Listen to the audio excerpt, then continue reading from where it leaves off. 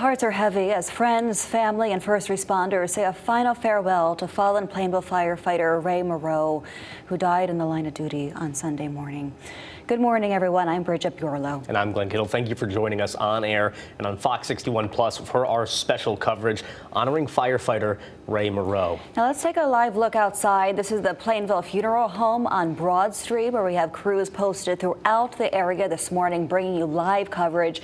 The starting point of this morning's procession for firefighter Ray Moreau begins right here. You see the first fire truck begin to move out. You see the flashing lights in the distance there right now.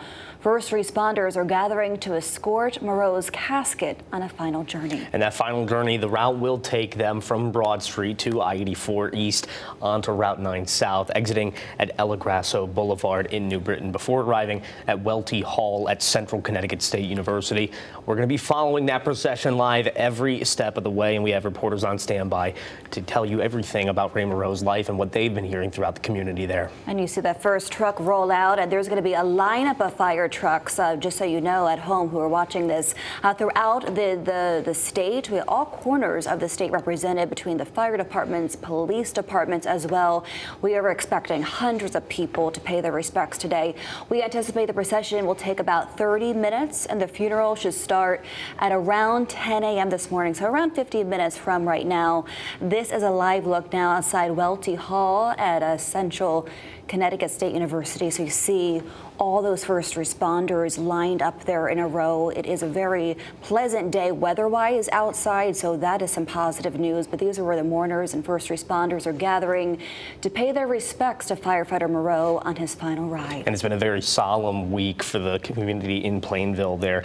As we know, firefighters and fire departments will have staging on various overpasses throughout the funeral route. We're expecting New Britain Fire Department, Southington, Wolcott, Kent, Pleasant Valley, New Hartford, and many more will be on bridges throughout the parade route this morning. In a few minutes, we'll hear from Fox 61's Joe Monty. He's outside of Welty Hall talking with people who came out this Saturday to honor firefighter Moreau, and many firefighters stationed out there outside of Welty Hall to pay their respects to their fallen brother.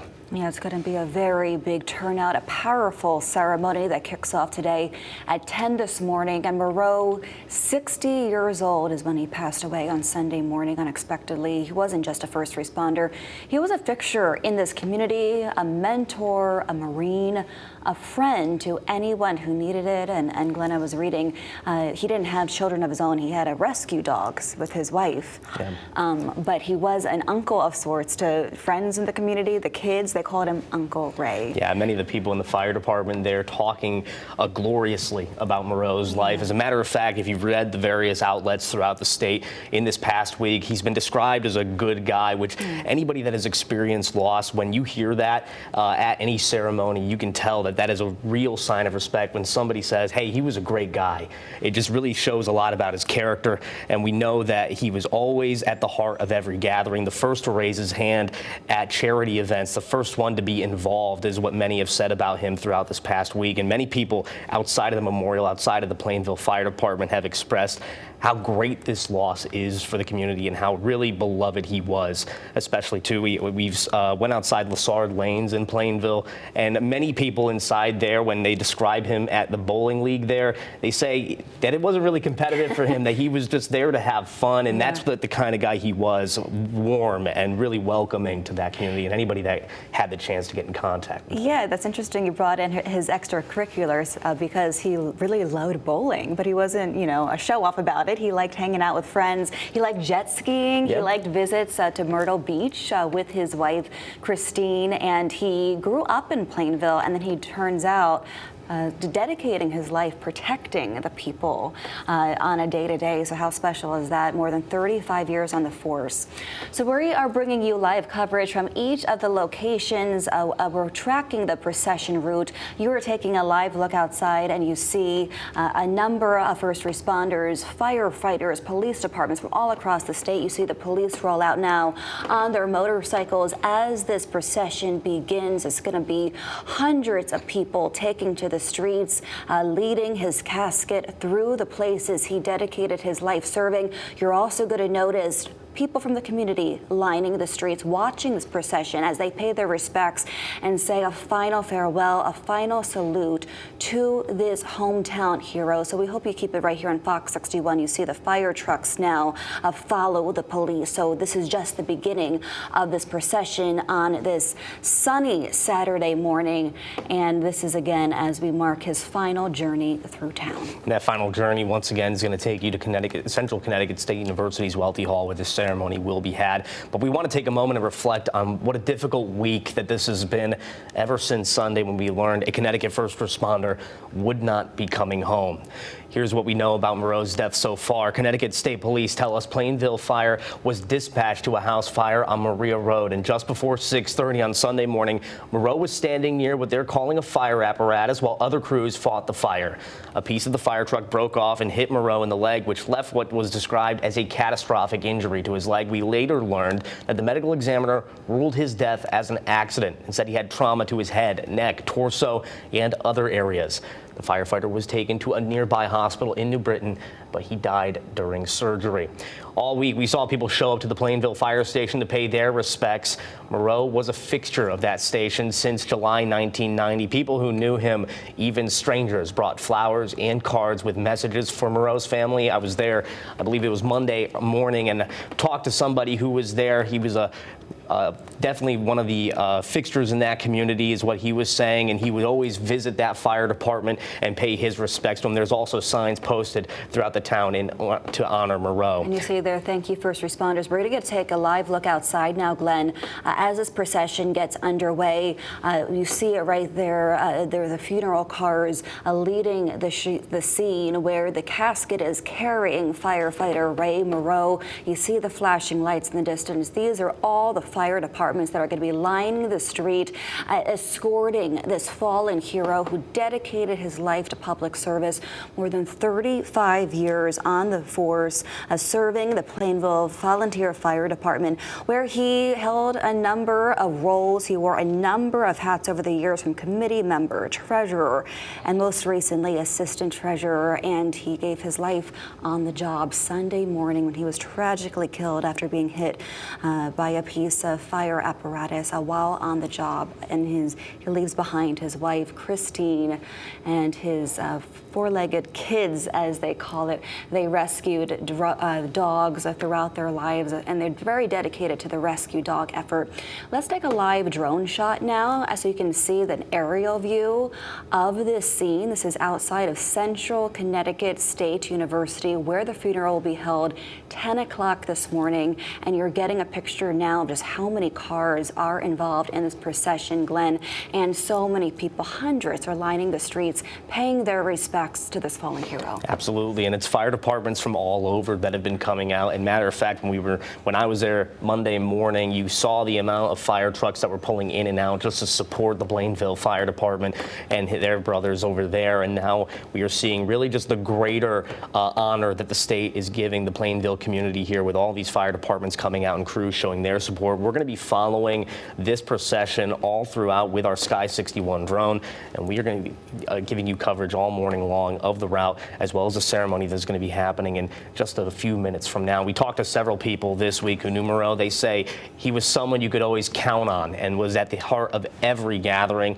and once again known as Uncle Ray to many people, especially the kids and grandkids within the fire department. Moreau was not just a firefighter, but also a Marine and a loving husband. He and his wife Christine lived their life with a rescue dog Maverick in Ray's childhood home. Now we're going to go back to the funeral home with pics there. Let's go back out live, and you see the procession get underway now. These are fire departments from across the state. Really every corner of Connecticut is being represented here as they escort Ray Moreau, the fallen firefighter who passed away tragically Sunday morning while on the job. They're going to be escorting his casket through the streets of Plainville and beyond, all the way to New Britain, where Central Connecticut State University, the Welty Hall, that's where the ceremony is going to be starting at 10 this morning. And this is an opportunity for not only the community to pay their respects, say their final farewell, but also all his friends, his family, his brothers and sisters in uniform. This is their opportunity to salute him, thank him for a job well done. And that goes for all first responders, Glenn. Absolutely. Every day, whether you're a firefighter, whether you're a police officer, there's an element of risk with these jobs. These family members, too, they don't know if their loved one's going to come home every day. Absolutely. It's such a badge of honor. It's why they're heroes among us. And Ray Moreau, he gave his life serving the people that he loved so dearly. So we're following this all morning long, Glenn. Moreau wasn't just a first responder. As we've been telling you all morning long, he was just a fixture in the community. He was a mentor, a Marine, a friend, really anyone who needed him. He was the man to show up. And he also had a fun side, Glenn. He loved the outdoor activities. He loved jet skiing. He loved going to the beach, Myrtle Beach specifically, with his longtime wife, Christine. And they loved to collectively rescue dogs. So you see those firefighters pulling out here. I believe that's the Plainville Fire Department where he served. They're going to be kicking it off. But there are fire departments represented from across the state, specifically New Britain, Southington, Wolcott, New Hartford's there as well. And they are going to be escorting fallen firefighter Ray Moreau's casket throughout the street. So the procession officially starting now. You see the lineup of cars there. Thank goodness the weather has cooperated for today. It's a beautiful sunny day just in honor of Ray Moreau. So you see all those cars lined up. And we have crews, Glenn, positioned throughout the route. Our Kayla Cade bringing this to us live right now.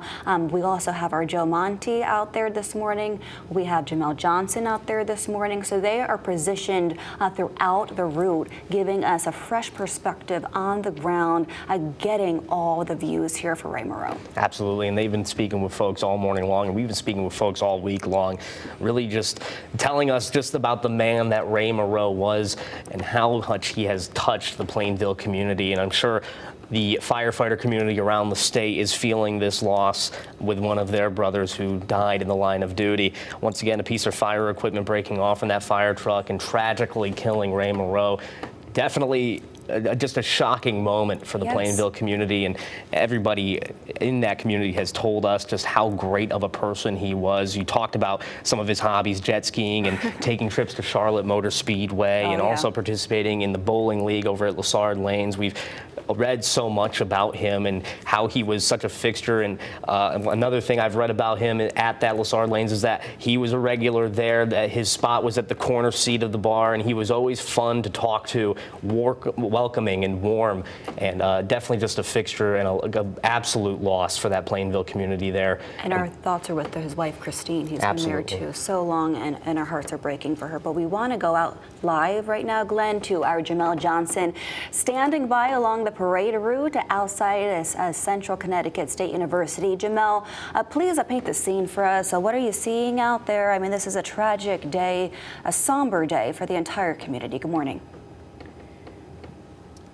Yeah, morning, Bridget and Glenn. Right now, we are on El Grasso Boulevard. I'm going to step out of the frame a little bit so you can see where the procession is actually going to come down. Like I said, on El Grasso Boulevard, they'll be coming from that curve. We'll see them come down all the way and take El Grasso Boulevard all the way down to Stanley Street, and then they're going to take a right on Stanley Street and then get off on Wells Street, and then they're going to come to a stop right before Welt Hall. Like I said, we're on El Grasso Boulevard right now, and we've seen a lot of charter buses come through. We're expecting them to be bringing in first responders, as you can see, and as we really saw all week, that this community is mourning the loss. I mean, the only thing that you can really think of, the silver lining that you can really bring from this is that when tragedy happens, a community comes together to support their fallen hero. And that's exactly what they've been doing all week, what they're going to do today. Earlier this week at the Plainville High School during his ceremony, we talked with several people at that ceremony that kind of just painted the picture of Moreau's life, who he was as a person, not only as a first responder, but just in his everyday life. We talked to his next door neighbor, and basically he was saying that when he first moved in, him and his wife, his family first moved in during the winter, they didn't have a snowplow, and it was very hard for them to get to and from their destinations. And Moreau and his wife had no hesitation. They came over as soon as they could, and they plowed that driveway so that they had basically ample time to, get out to wherever they needed to go. So that's just one of kind of the pictures or, the stories that basically Moreau has to him. I mean, he was just a great person. I've been hearing you, listening to the show, hearing you and Glenn, Bridget, kind of talk a little bit about his life and how he was just like a regular in this community, and so many people loved him, so many people cared about him. And we're expecting a big turnout today. Right now on this street, it is a little empty because down the street is where the actual funeral will happen. So we're a little bit down the road a little bit, but I'm expecting, like I said, we've seen several buses come through. We've seen state police vans come through, firefighter vans come through. We've seen so many people come through and just ready to pay their respects. So we'll have all of the information later from the funeral, and we'll also be coming back here once the procession comes through. Back to you guys. Yeah, Jamel, thank you so much for that nice tribute to Ray Moreau. But it's true, it's a brotherhood. The fire departments, police departments, when something like this happens to one of them, it affects them all. Absolutely. And that's why we're seeing such a turnout here today. The risks that come with these jobs, we don't talk about them enough. Every day, they don't know if they're coming home. They know the risks. That's why they're so heroic.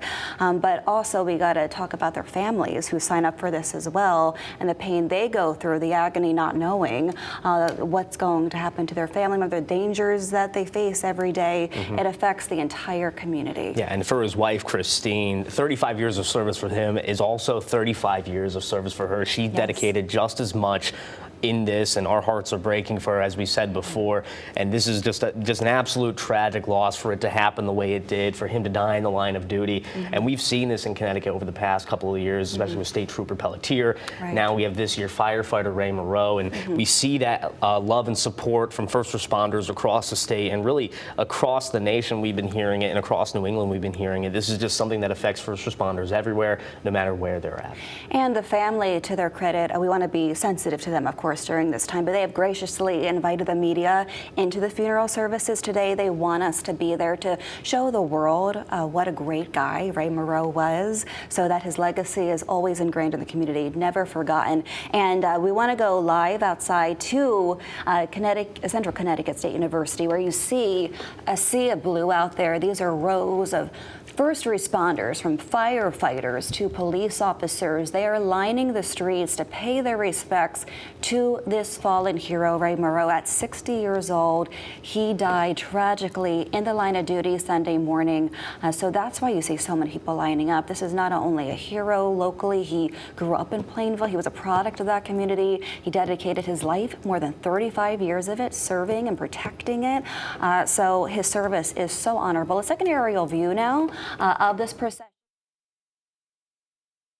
Are lined up, and you see the rows going by there, starting at the police department. You see them on motorcycles, then you see rows of fire trucks and fire engines as well. You're eventually going to see some of the funeral cars, and then eventually Ray Moreau's casket. They're escorting him to New Britain, where a funeral is going to be held at 10 o'clock this morning. Thankfully, it's a beautiful sunny day out there for this service, so we are expecting a lot of people to turn out. And you see, Glenn, a lot of people are also lining the streets, saluting this firefighter, and they just want to be out there to say thank you for a job well done. Absolutely, and we do know that there are going to be some fire departments stationed along the route, along the bridges on the route. We know New Britain, Southington, Wolcott, Kent, Pleasant Valley, and New Hartford fire departments will be along this route, this procession route, along the way, all the way to Central Connecticut State University, where eventually his casket will be loaded onto a fire truck, and there will be a ceremony to honor his life. And really, I just want to allude to what Jamel was saying in his live shot there. We talked about it earlier, that Ray Moreau, from a lot of people, described as a good guy, and that's just one of those stories, plowing his neighbor's driveway. We hear about it throughout the week. We've been hearing about it from people at the memorial, at the Plainville Fire Department, throughout the community. everybody has nothing but great things to say about Ray Moreau, and we've been hearing those stories at the bowling alley from his neighbors, from people even at nonprofits that talk about how he was one of the first people to volunteer, one of the first people to always have questions and be involved. And an incredible loss, and it's shown here by the show of support from police across the state, from fire departments across the state, all first responders.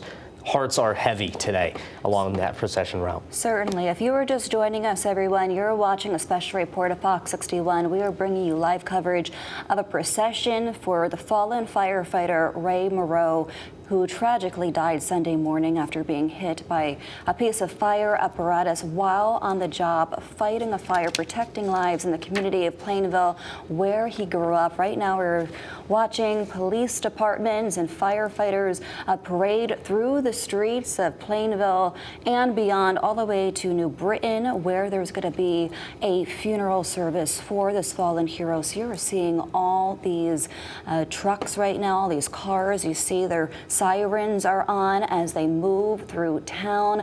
This is an aerial shot with our Fox 61 drone, bringing this to you live this morning, and we're going to stay on this until we can't see it anymore. But this is giving us a great bird's eye view of this procession for this fallen hero, Glenn. Yeah, and as a matter of fact, you could see police blocking off some of the exits on the parade route, giving them a clear line all the way to Central Connecticut State University, where this ceremony will be had. And it's really just amazing if you just see the length of this procession, just the amount of support that is for Ray Moreau and his family, as well as his dog that he's left behind, Maverick.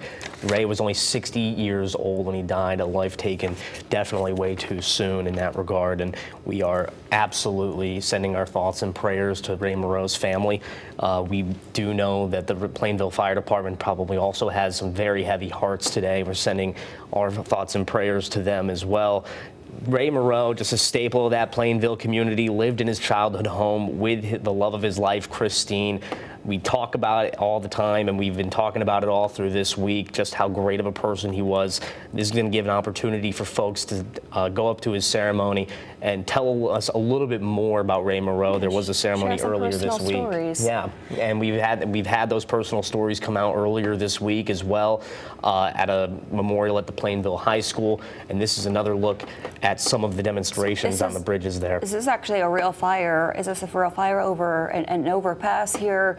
So this is something going on, a fire truck over here. There's one of many throughout the state, all corners of the state being represented, Glenn. And I just want to bring everyone up to speed. What we're expecting this morning, 10 a.m. is when the funeral service will take place in New Britain at Central Connecticut State University. Ray Moreau's family graciously inviting the media to attend that.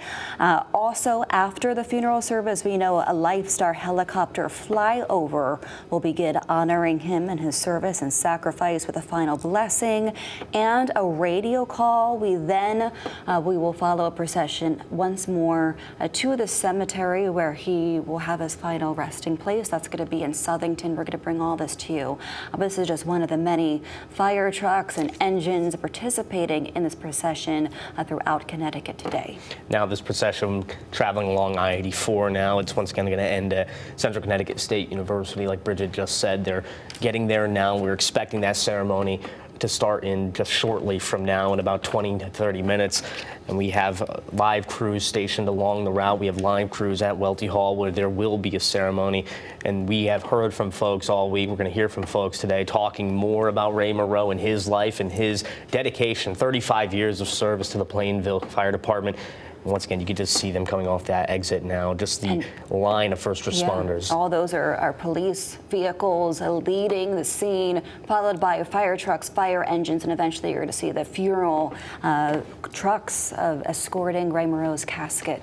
We want to go live out to the scene to our Joe Monty. And Joe, you've been covering this story very closely all week long, so you've been hearing all these stories as well. But what an honorable man this first responder, this local hero was. You're outside Central Connecticut State University this morning where that funeral will kick off at 10. What more can you tell us about this hero? Yeah, so I'm here at Central, and we have hundreds of firemen from a range of different departments. We have family, friends, people from the community here to see Ray and honor his legacy, his life.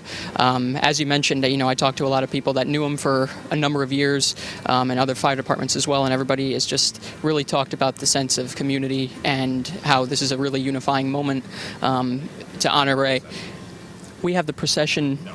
The procession is, we're expecting the procession in the next few minutes. We have some vehicles coming in now, but we're just keeping a close eye on things. I'll show you a little bit about what's going on behind us. We have a line of firemen up the street here waiting for Ray, and it's really somber, but you can see some smiles on some people's faces. You can see that this isn't a terrible day. You got some really nice weather for this, and people are really just happy to come together and honor Ray, honor his legacy. I'll toss it back to you guys. We're just going to keep a close eye on things here, and I'm sure we'll see you again soon. But yeah, Ray and his procession is expected here any moment now, so we're just going to keep a close eye. Bridget. Okay, Joe, thank you so much. If we can have our photographer zoom back into those rows of first responders, we would appreciate that, because it is just so remarkable to see the showing of support for this fallen firefighter. You see all those people out there. These are firefighters, these are police officers from really every corner of Connecticut coming, whether they work directly with Ray Moreau or not.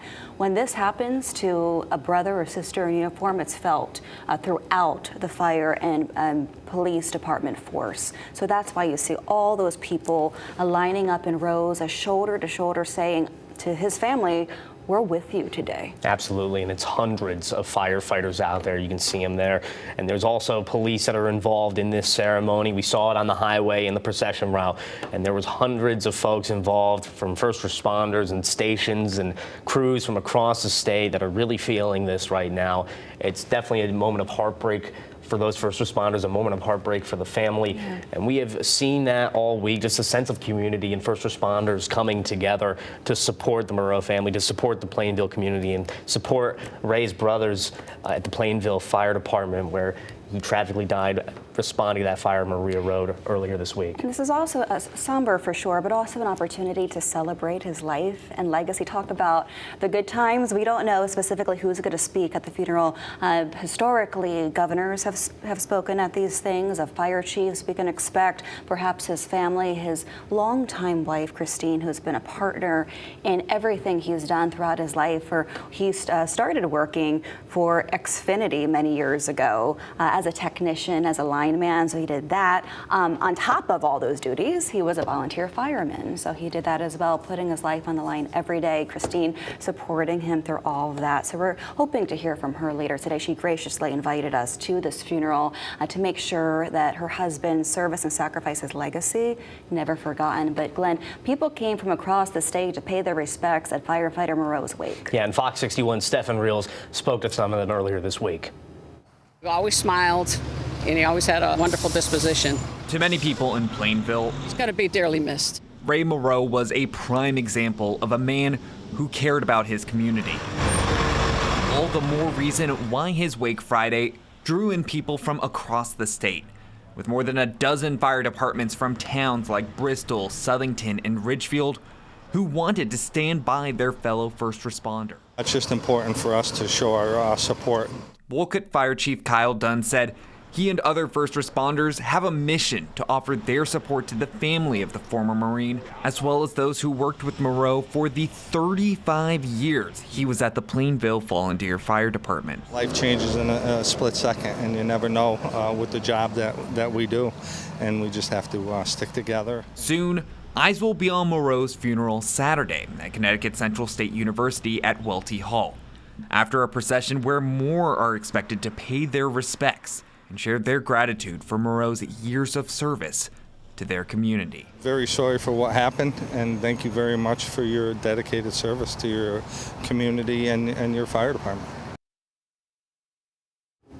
You see that American flag being hung from way above, and that's just a symbol of all the gratitude our communities are extending to Ray Moreau, who tragically lost his life Sunday morning while doing what he loves, protecting the people of Plainville, where he grew up. He was a product of that community, and he dedicated his life to saving lives of strangers. Yeah, and as a matter of fact, the following day, on that Monday morning after, when that memorial was set up in front of the Plainville Fire Department, folks were coming there all morning long, laying down flowers, laying down notes to the fire department. Handwritten notes, yeah. And it was just just a very somber moment, a very quiet moment of reflection for those that went there. Absolutely. Moving to see all that. And I imagine for the family, if you're the wife Christine, his parents, his ex-cousins, I mean, they have to be touched by that, and it has to bring them some comfort to know how loved their family member was. Yeah. So that's the silver lining in this. We are taking a live look to the right of us. This is Central Connecticut State University, where that funeral will be held at 10 o'clock this morning, Glenn. Again, we don't know the details, the itinerary of who's going to be speaking at that funeral, but we are expecting some big names to talk about Ray Moreau. Perhaps the governor will be there, as he has historically in the past, fire chiefs, other members of leadership, and also people that knew him directly, perhaps his wife Christine, his brothers in uniform, who are going to be sharing stories of the good times, right? Who he was outside of work, not only his heroism, but the fact that he loved jet skiing, the fact that he loved the beach trips with his wife, the fact that he loved rescue dogs. They've rescued a number of dogs throughout their lives. The most recent dog, they call him their child, because dogs, as we know, are children who we love so much. Their dog's name is Maverick, who I'm sure is missing his dad as well. Yeah, and especially for the people in that Plainville community, and a chance to get to know him, and a chance to hear from some of the people that knew him personally, and get a better look and a better picture of what his life was like, and the person that he was and will forever be in the hearts of his family, firefighters in the Plainville community as well. It's a big loss for Moreau's brothers and sisters in uniform. Now, Fox 61's Tim Latow Before we do that, Glenn, let's go out live to Jamel Johnson. I believe he's standing by along the procession route. Jamel, you've been standing by there all morning. What can you tell us? What are you seeing out there? And do you have any other stories that you've heard about Ray Moreau that have stuck out to you? Yeah, for sure, Bridget and Glenn. Right now, still pretty much the same from the last time you guys came to us. We're expecting the procession to come on this road, El Grasso Boulevard, that is, any minute now, but we're going to be keeping an eye out for that. Bridget, you mentioned another story that I might have. I was told by my photographer, Kay, when she went to the Plainville High School ceremony, that same neighbor, John Carlo, who moved next door to Moreau and his wife during the wintertime, basically, Moreau and his wife had a little Easter surprise for their daughter. The day before Easter, they went in their backyard and they put out, I think it was around 100 Easter eggs, something like that, for their daughter, or for the John Carlos daughter, to go and just kind of open and see what she could get. So, I mean, Moreau was just a loving spirit, a great man, not only a great firefighter, but a great man. And that's what we're going to see today. We're going to see a lot of those stories like John Carlo and his wife tell at this funeral, and a lot of people are going to basically just understand a little bit more about who Moreau was. Right now, we are, like I said, on El Grasso Boulevard. I'm going to step out of the frame a little bit. They're going to come down this curve right here on El Grasso Boulevard and go all the way down to Stanley Street, take a left on Stanley Street until they get to Wells Street, and then right before they're going to stop right before they get to Welt Hall. I mean, if anybody remembers when Trooper First Class Aaron Pelletier was killed, or Detective Bobby Garton was killed, people show up in droves for first responders. First responders' lives matter, and that's what we're seeing this week for Officer Moreau. That's what we've been seeing all week, and that's what we're going to see today. People show out in droves, and they care about first responders, and they want people to know first responders' lives matter. Volunteer firefighter numbers have been dwindling across the state, but Moreau was one of those good volunteer firefighters. So we're getting confirmation. I think that the procession is coming now.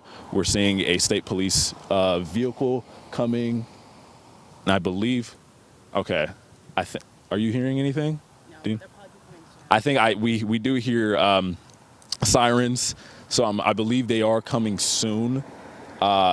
This state police officer who we just saw pass behind us, he is now in the middle of the intersection, kind of blocking the street a little bit to make way for the procession. So as you can see from those live pictures that we saw earlier, basically this procession is kind of trucking along, and we're going to see it come through in just a minute. So back to you guys back in the studio. Okay, Jim, and we'll check in with you once that procession passes you. So thanks for standing by as you have all morning long. Really appreciate that. I don't know if we can go back to Joe Monte's shot because he had a beautiful shot of all the first responders standing shoulder to shoulder, waiting for this procession to go. There they are right there. All of them wearing their full dress code. They're wearing their uniforms and their dress blues. They are honoring their brother in uniform, Ray Moreau, who tragically lost his life Sunday morning unexpectedly when he was hit by some fire apparatus and lost his life at age 60 years old. Now, some of these people worked with him in Plainville, where he served more than 35 years, but others are just showing up to pay their respects. So we want to go to people who have worked with him over the years who knew him. I know Tim Latow has spoken with some of these people, and he's going to share some of the memories. He was dedicated. He would, just like anybody that's in the job, focused, professional. He was a good guy. Retired Hebron Fire Department firefighter and safety instructor Shane Dolan recalls those training sessions alongside Ray Moreau. And even though it's been a few years, he'll never forget him. I met him at a specialized training event. And when you first meet him, you don't know him, but you get to know him. And I mean, it's a brotherhood. Dolan says the tears will keep flowing because he feels firefighter Moreau's death shouldn't have happened. I think what bothers me the most is it was probably preventable. He says he's never mourned the loss of a fellow firefighter from an equipment malfunction until now. When a firefighter, dies while in the process of saving somebody from a fire or something, you know what happened, In this case, you're kind of lost. Dolan retired after years of tragedy that haunted him, especially after responding to the aftermath of the September 11th attacks. I think when something like this happens, all of the past incidences of brothers that died, or like 9/11, Ground Zero I was at, it all comes back. In the wake of firefighter Moreau's death, Dolan asks the public to show their appreciation to all first responders, especially volunteers like Ray. They truly sacrifice their time away from their families, money, it costs money, and ultimately their health, their lives, to save total strangers. Honor them. And again, we still don't know what broke off of the fire apparatus and hit him, tragically ending his life. Absolutely. Now we're going to send things back out to Jamel Johnson. He's live on El Grasso Boulevard. Jamel, that procession passing by you now, what are you seeing out there? Yeah, guys, well, Glenn and Bridget, just seconds ago, we did miss it, unfortunately, on camera, but I'm going to step off now. We saw probably about 50 police motorcycles come through, lined up side by side as they kind of honor Moreau here. Right now, we're seeing fire trucks come through, different apparatuses. And then now we're seeing another fire truck with state police motorcycles as well. And we're also seeing a limousine come up as well now. And it looks like this is the convoy that's coming up for Moreau. This is the casket right here. Moreau is in one of these vehicles. And yeah, I mean, it's just really a beautiful tribute to Moreau. As you can see, family and friends are right here behind the convoy, behind the procession. Obviously the traditional kind of funeral lineup. And then also now we have some more emergency vehicles, more first responder vehicles behind them, an ambulance as well, state police. We have a state police officer came up to kind of block the street. The street isn't as busy, but still just to make sure they came up and blocked the street so the procession could have as much time as he needed. And it's been trucking along, since Plainville Funeral Home and now obviously we're seeing, just state police cars in droves. There's already state police officers here, firefighters here as well, and we're just down the street. It looks like it's wrapping up a little bit now. This is the last car back here, but we're just down the street from where the funeral will be held at Welt Hall. And as you can see, guys, that pretty much was the procession. We have a few other state police cars coming through, but that's the procession. Obviously, a very beautiful tribute. It's a very tragic day, very tragic week, and obviously a very, very tragic incident as to what happened to Moreau. But as I said, community, they come in droves to basically honor first responders and make sure that first responder lives matter. Back to you guys in the studio. All right, Jamal, thank you. And dozens of those fire trucks, police trucks as well, lining the streets to escort the casket of Ray Moreau, who tragically lost his life Sunday morning. We also want to go out to our Joe Monty, who has a different vantage point to bring us as hundreds of first responders are honoring this fallen hero this morning. I understand there are people lining the streets there from all departments, and you also see these motorcycle police officers leading this ceremony here. I'm also told there's going to be some musical tributes to Ray Moreau, so we're going to send it over to Joe now. Joe, what are you seeing and hearing out there? There are tons of police bikes coming in with lights flashing as the different fire departments wait off to the side on the procession route. We have some vehicles coming in now, so we're just watching as this unfolds here. Really, though, a beautiful sight to see. They have an amazing setup here to honor Ray. We have some fire department vehicles now just making their way down the path. Lights flashing, and I believe one of Ray's old work trucks as well. Very quiet here. Everyone is observing as the procession begins to make its way down here into the campus, here in front of Welty Hall. Yep, that Xfinity truck behind the fire vehicle is one of Ray's old work trucks, actually. It was at the wake yesterday, and they have his picture on the side. It's draped in a banner. A really touching, moving moment. Even some of the members of the fire departments that I spoke to today told me that even just the practice actually gets them emotional. So to actually see it now unfolding, it's a very touching moment. Fire truck now making its way, multiple actually, making its way down the procession path.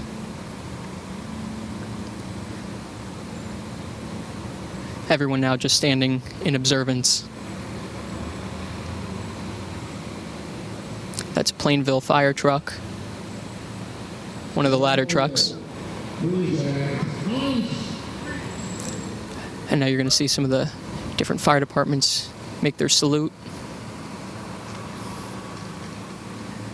Plainville Heavy Rescue making its way in.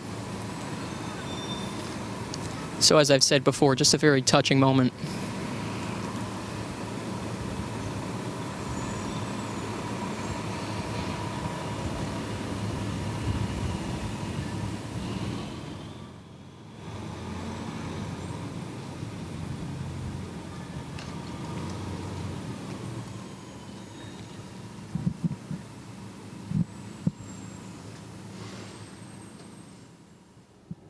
Joe, I want to read, as we watch this beautiful tribute to this fallen hero, I want to read an excerpt of his obituary written by his family that really speaks to what you're saying and what we're hearing from all his friends and brothers in uniform.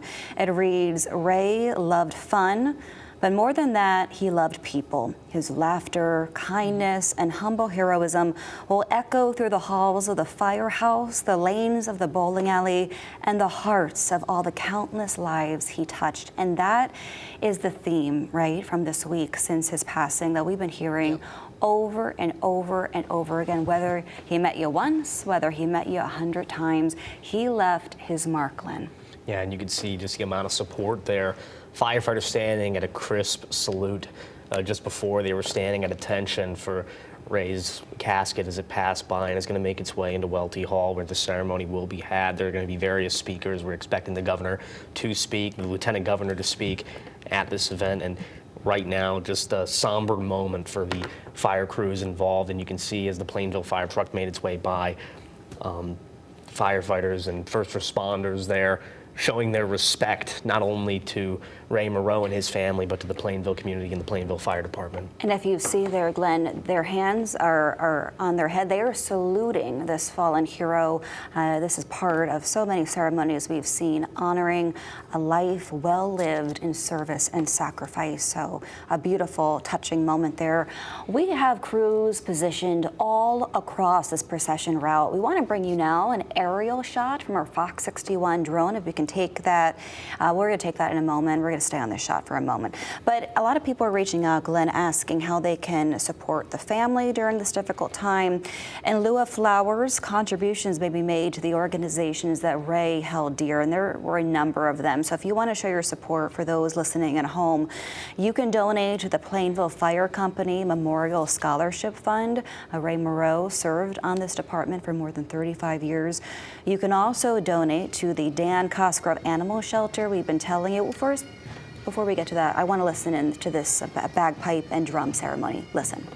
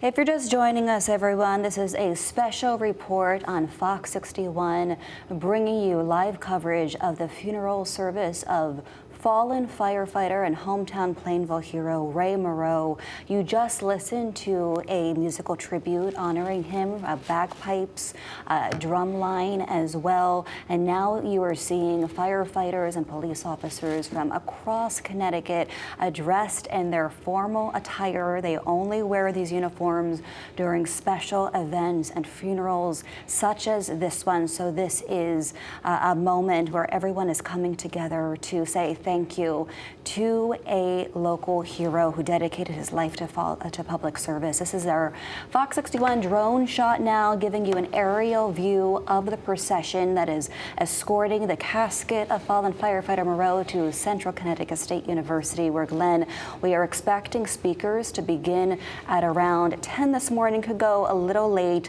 but you see that American flag draped from above, honoring his life, his legacy, service, and sacrifice. Absolutely. And I want to read another segment of his obituary here. It says that he was a tireless force behind department events, always stepping up, though never seeking the spotlight, and somehow always ending up at the heart of every gathering. And right now, while he never sought the spotlight in his duties when he was a firefighter and in organizing events and being a part of many charitable organizations and being a part of that Plainville community, tonight and today, the spotlight is on Ray Moreau and his 35 years of service, his 60 years of life, his wife, Christine, his rescue dog, Maverick, and the showing of support from fire departments across the state. Definitely very present here at Central Connecticut State University as that ceremony is set to begin in just a couple of minutes. And now from Welty Hall, we're going to be hearing from some of those speakers coming up in just a short moment from now, or moments from now.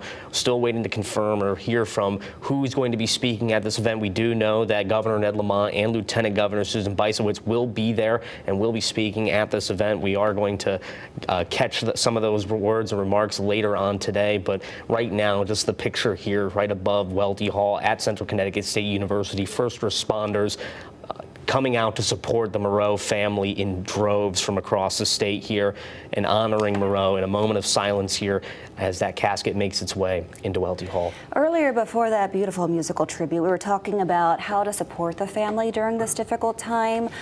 His wife, Christine, the love of his life, has graciously allowed the media to attend this funeral procession to honor her husband, who was taken far too soon at the young age of 60 years old, unexpectedly Sunday morning when he was hit by a piece of fire apparatus while on the job, serving and protecting the community that he grew up in. He also lived, Glenn, in his childhood home of 25 years. So this is a good reminder that firefighters, police officers, they are neighbors of yours. They live in your community, they work in their community, and they serve people that they don't even know firsthand, strangers. And sometimes they give their lives protecting those strangers, and they pay the ultimate sacrifice. Let's take another listen to the bagpipes honoring Ray Moreau. If we can listen in. Once we get that, we're going to go to it. But I just want to talk about, oh, here, there it is. Let's listen in.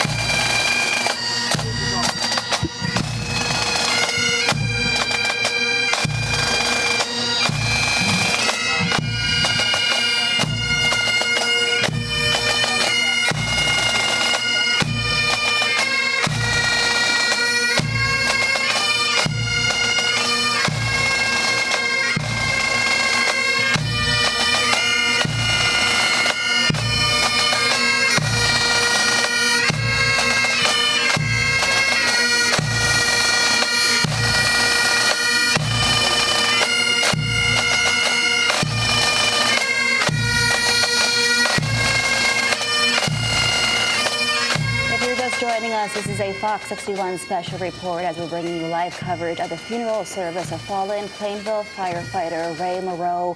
You were watching his casket being escorted to Central Connecticut State University. You see the pallbearers there are firefighters, first responders, people he served with, people out from all corners of Connecticut paying their respects. You just heard from bagpipes as well, but that is Ray Moreau, who tragically died while on duty Sunday morning when he was tragically killed after being hit by a piece of fire apparatus. So that casket draped, Glenn, in an American flag and being escorted inside Welty Hall, where a funeral service and ceremony will follow. And hundreds of firefighters outside of there in a crisp salute, the bagpipes playing. Moreau and his family, as you can see right there behind the casket, now making their way into Welty Hall.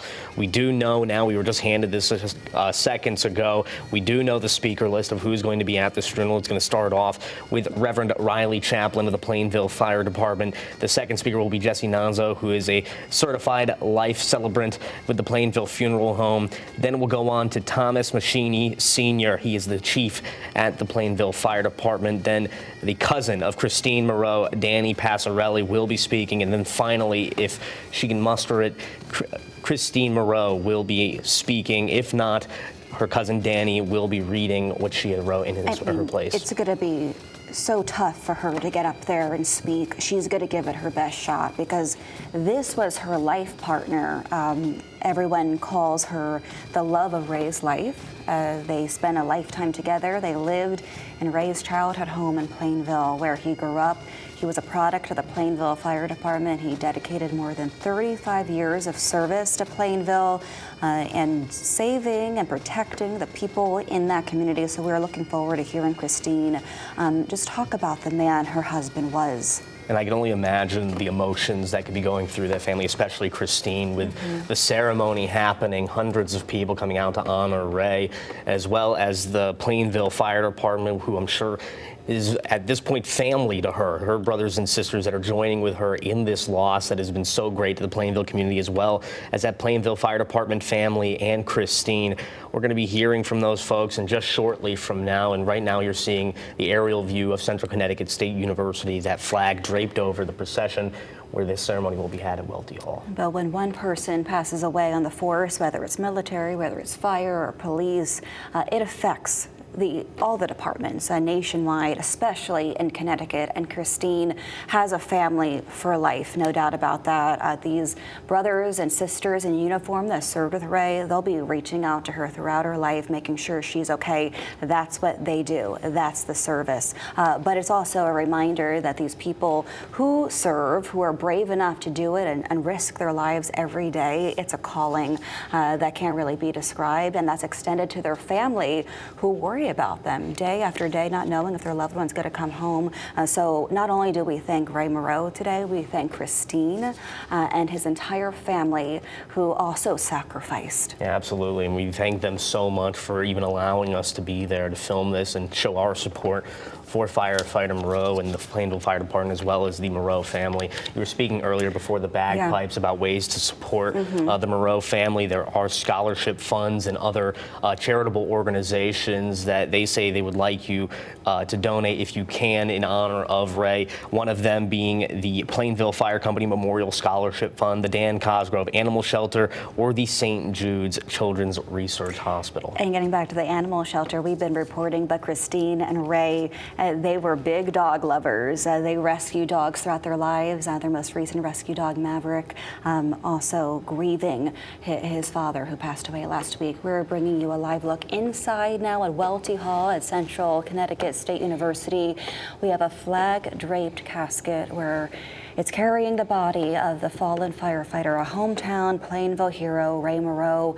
They are carrying his casket toward the front of that auditorium, and that is where all the remarks are going to be delivered. And Glenn walked us through who we're hearing from today, including the Plainville Fire Chief. We're also hearing from a cousin of Ray Moreau, and the one we're really looking forward to is his wife, Christine, who's going to be taking to the podium to share who her husband was, what made him so special, not only his heroism, but also who he was beyond the badge. And we've heard so many wonderful tributes about him, how he was so family oriented, how he was a friend to everyone. He was the neighbor you wanted to have because he was always willing to help a friend in need. And he didn't have children of his own beyond his dog kids, as Christine and Ray described them, but he was an Uncle Ray of sorts to all the kids in the neighborhood. Yeah, we've been hearing those stories all morning long. We've been hearing those stories all week long, frankly, after Ray Moreau's death. And matter of fact, I wanted to highlight something that was in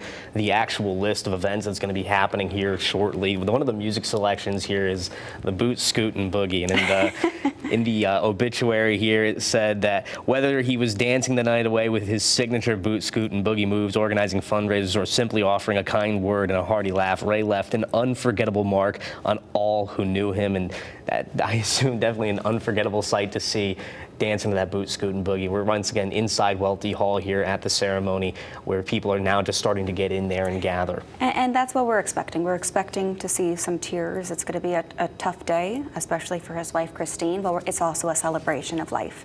And we're going to be hearing such joyful stories and memories of Ray, who he was beyond the badge, and how fun he was, how jolly he was, how he made everyone feel good about themselves and welcomed, part of the community. He also loved the outdoors. I'm hearing a lot about how he loved jet skiing. He loved going to Myrtle Beach with his wife, Christine. They were so dedicated animal lovers, giving back to rescue organizations, rescuing dogs. I mentioned their current dog, Maverick. If you have a dog, you know that they grieve like people. Oh, yeah. So our hearts go out to Maverick as well. That's why they want you to donate to Dan Costco Grove Animal Shelter. He also really loved nature. So one of the other ways that you can give back, everyone at home, is to plant a tree in his honor. And I looked it up. If you go to his obituary, 28 trees have already been planted in memory of Ray Moreau. So while he passed tragically, it's an opportunity to give new life to the community around us. Yeah, exactly. And that's just kind of the man who he was, and we've been hearing about it all week. We're showing you right now inside Welty Hall, where that ceremony is set to start moments from now, as soon as they can get everybody inside the hall.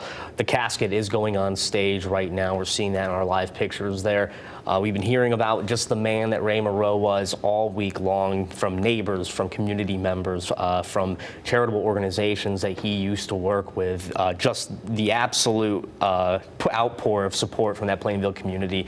Ray described as a good guy, somebody that was sensitive and warm, somebody that lit up the room when you saw him, and whether you knew him, like Bridget was saying earlier, whether you knew him for the first day or for 100 days, treated you like family, no matter how long you knew him. He definitely left his mark, and he will forever be remembered in the community in which he served. We are taking a live look now inside Welty Hall at Central Connecticut State University, where I believe that's an honor guard walking across the stage near his casket that's draped in an American flag, honoring a local hero who served the Plainville Volunteer Fire Department for more than 35 years in a number of different roles, from committee member to treasurer, and most recently assistant treasurer. So once people start taking to the podium, we're going to listen to this live. We're expecting a number of voices to just share their memories of Ray Moreau.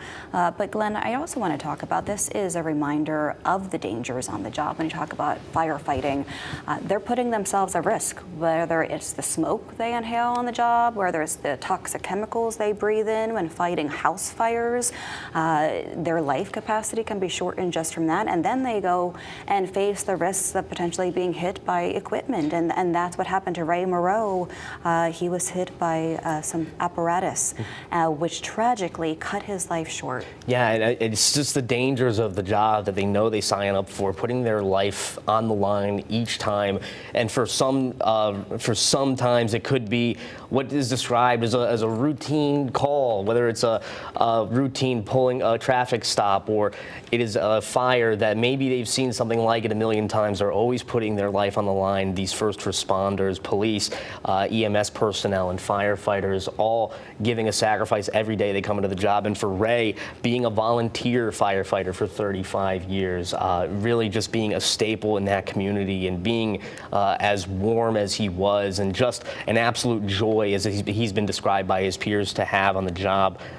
Just an absolute somber day, a heartbreaking day for the Plainville community, for the Moreau family. We've been speaking about it all morning long, and it looks like the ceremony is going to be starting moments from now. People now gathering on stage, that casket right in the middle there. They were going to be hearing from speakers all morning long, and we're going to be hearing from speakers at this ceremony that are going to honor the life of Ray. And we're going to be hearing from his wife as the final speaker to give us a little bit of an insight on more of who Ray was. It's a tough day, to say the least, but hopefully what brings his family comfort today is the outpouring of love and support delivered to them today. Look at this packed house. This is an auditorium. Welty Hall seats hundreds of people, and you don't see an open seat in there, Glenn. People are packed shoulder to shoulder, honoring this life and legacy of Ray Moreau. We also brought you the shot from outside the Welty Hall, where you saw a number of musicians lined up, police officers, firefighters, as well as they wait to go in. So this is going to be a full house today, Glenn, as people just pay their respects to this local hero. Thank goodness the weather has really cooperated today. It's a pleasant Saturday weather-wise, and not too hot, not too cold, and that produced a great turnout from people coming out all over the state, not only first responders, but also just members of the community saying thank you for a job well done. Absolutely, and then after this procession concludes, we're going to be hearing the ringing of the fire bell in a specific pattern, like 3 sets of rings that symbolizes the end of the firefighter service, as well as a last radio call, which will honor Ray Moreau's service in the fire department and his service to the Plainville community as well. After that, the casket will exit the venue. It will be loaded on the fire truck amongst a sea of blue, and that will be at attendance outside of the main entrance of Welty Hall. We're going to bring you those scenes right here on Fox 61 and Fox 61 Plus. And once again, that ceremony is set to start in just a few minutes from now, as soon as they can get everybody inside Welty Hall. And we just want to know, we want to be very sensitive when these things happen, but Ray Moreau's family graciously invited the media inside this very intimate ceremony that we're about to hear live on Fox 61. So we appreciate the Moreau family for their courage during this time and for being so welcoming to us as we collectively honor his life and legacy to make sure he's never forgotten the community. Also, Glenn, after this wraps up, we are expecting a LifeStar helicopter flyover and a final blessing and radio call. So that is expected to happen after this concludes.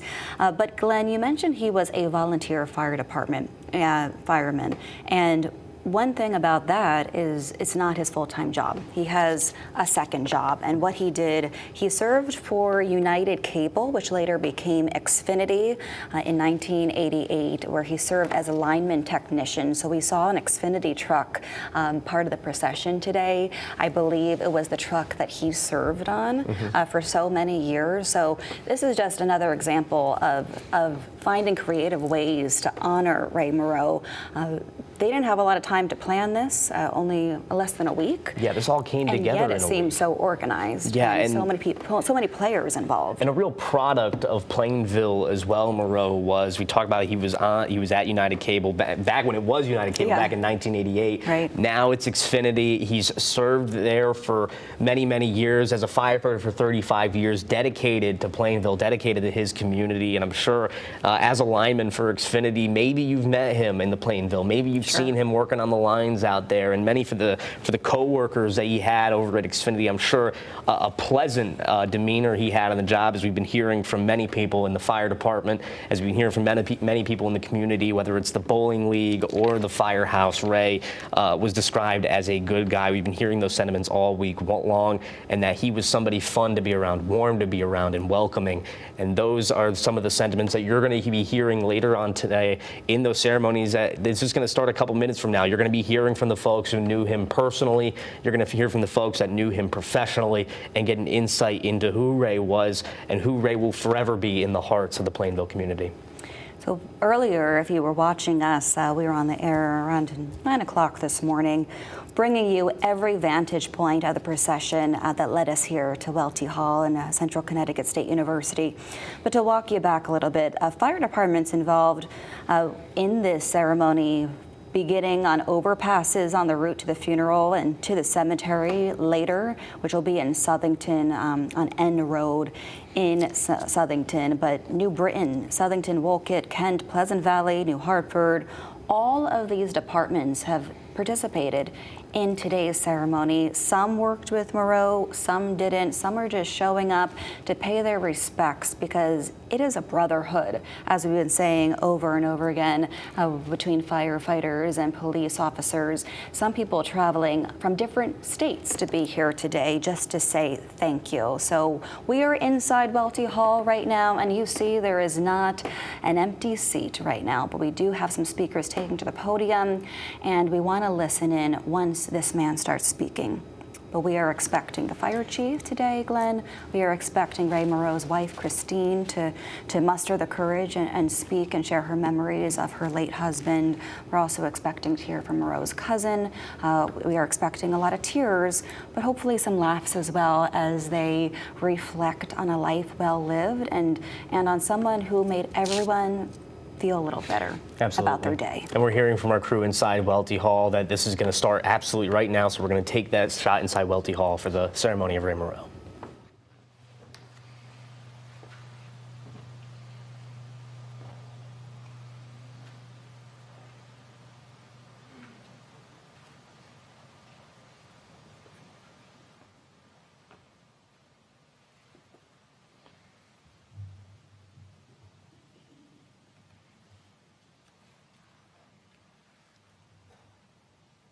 Please be seated.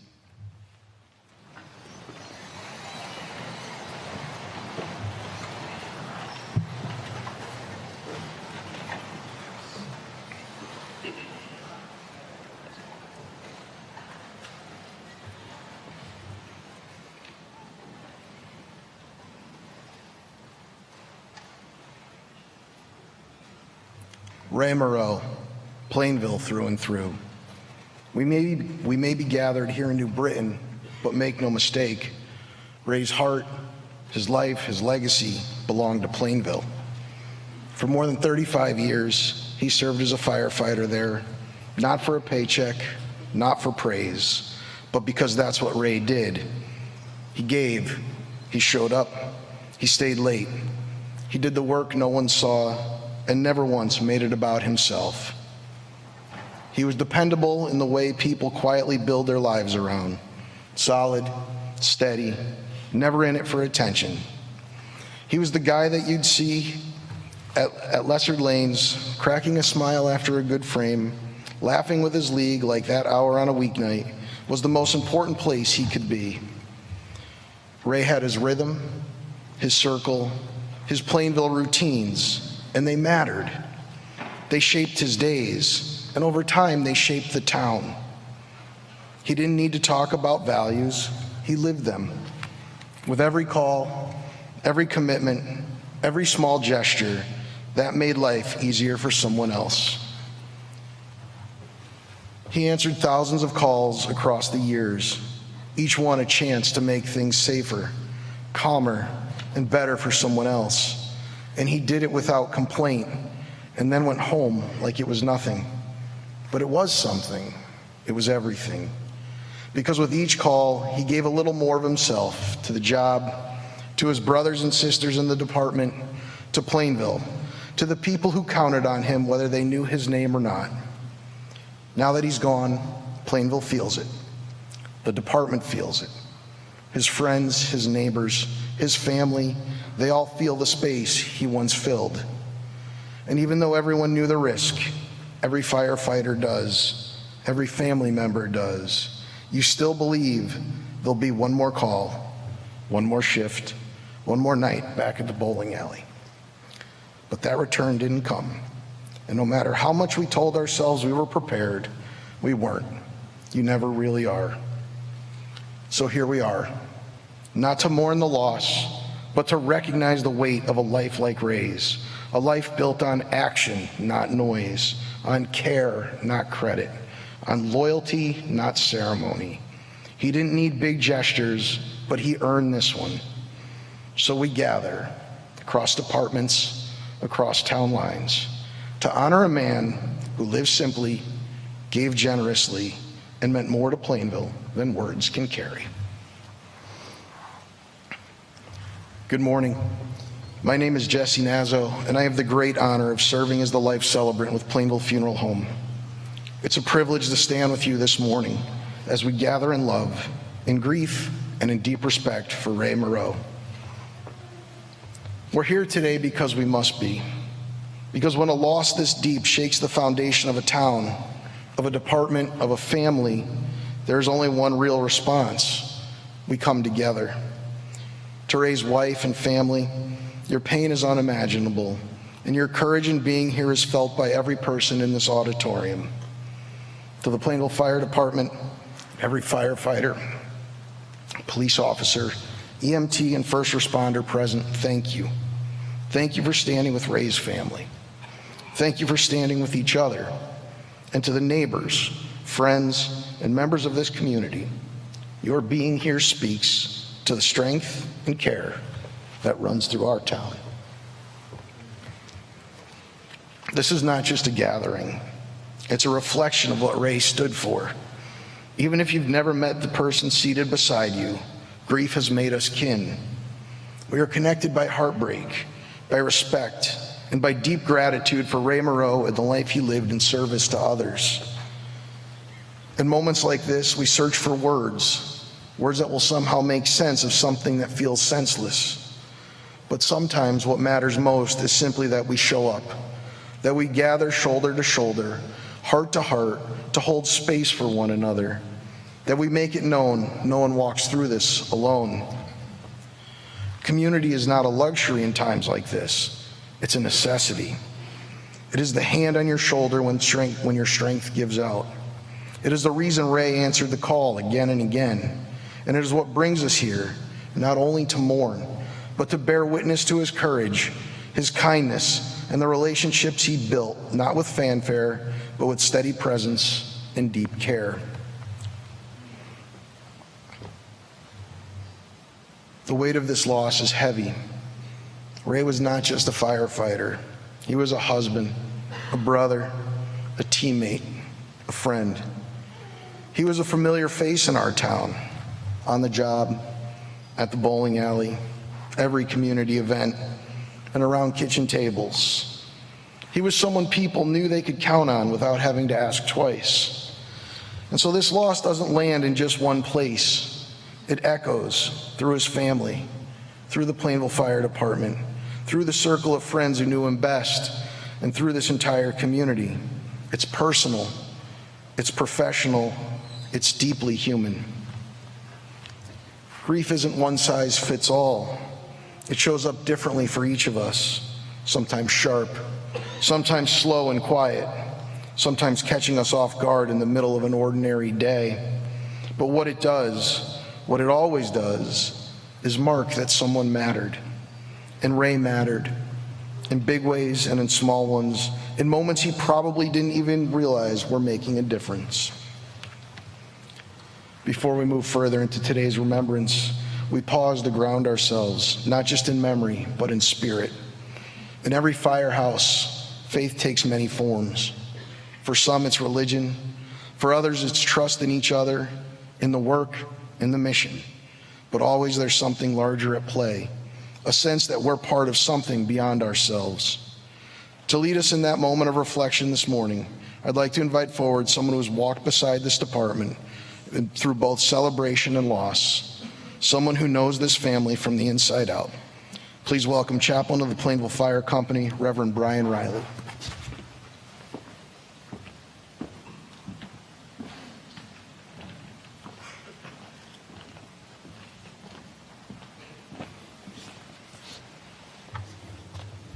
Good morning, all. I'd like to first say that there's much comfort and peace in the Word of God, so I'd like to share a couple verses before I pray. And I'm sharing two verses of Scripture from the New Testament, the book of 2 Corinthians chapter 1, verses 3 through 4.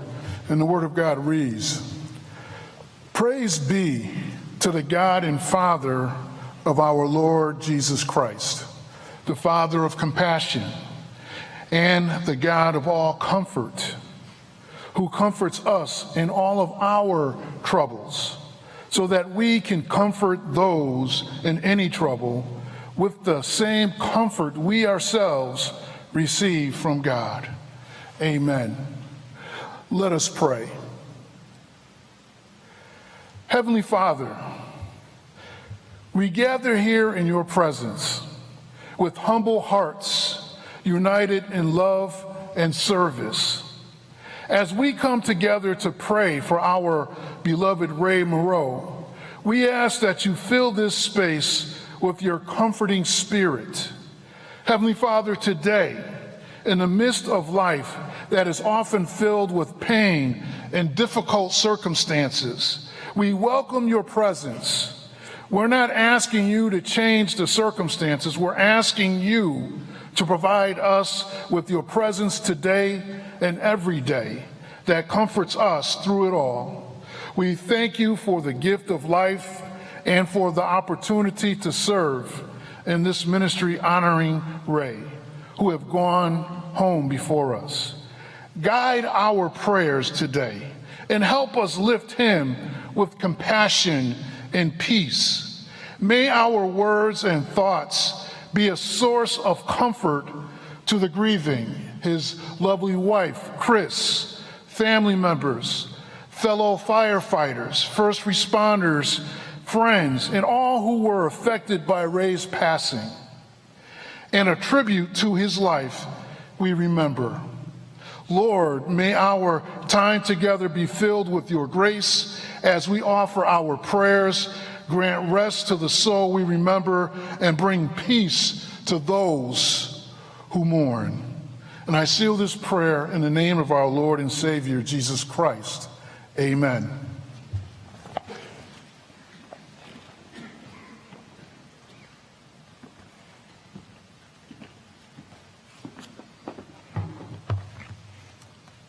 Thank you, Reverend Riley, for those words.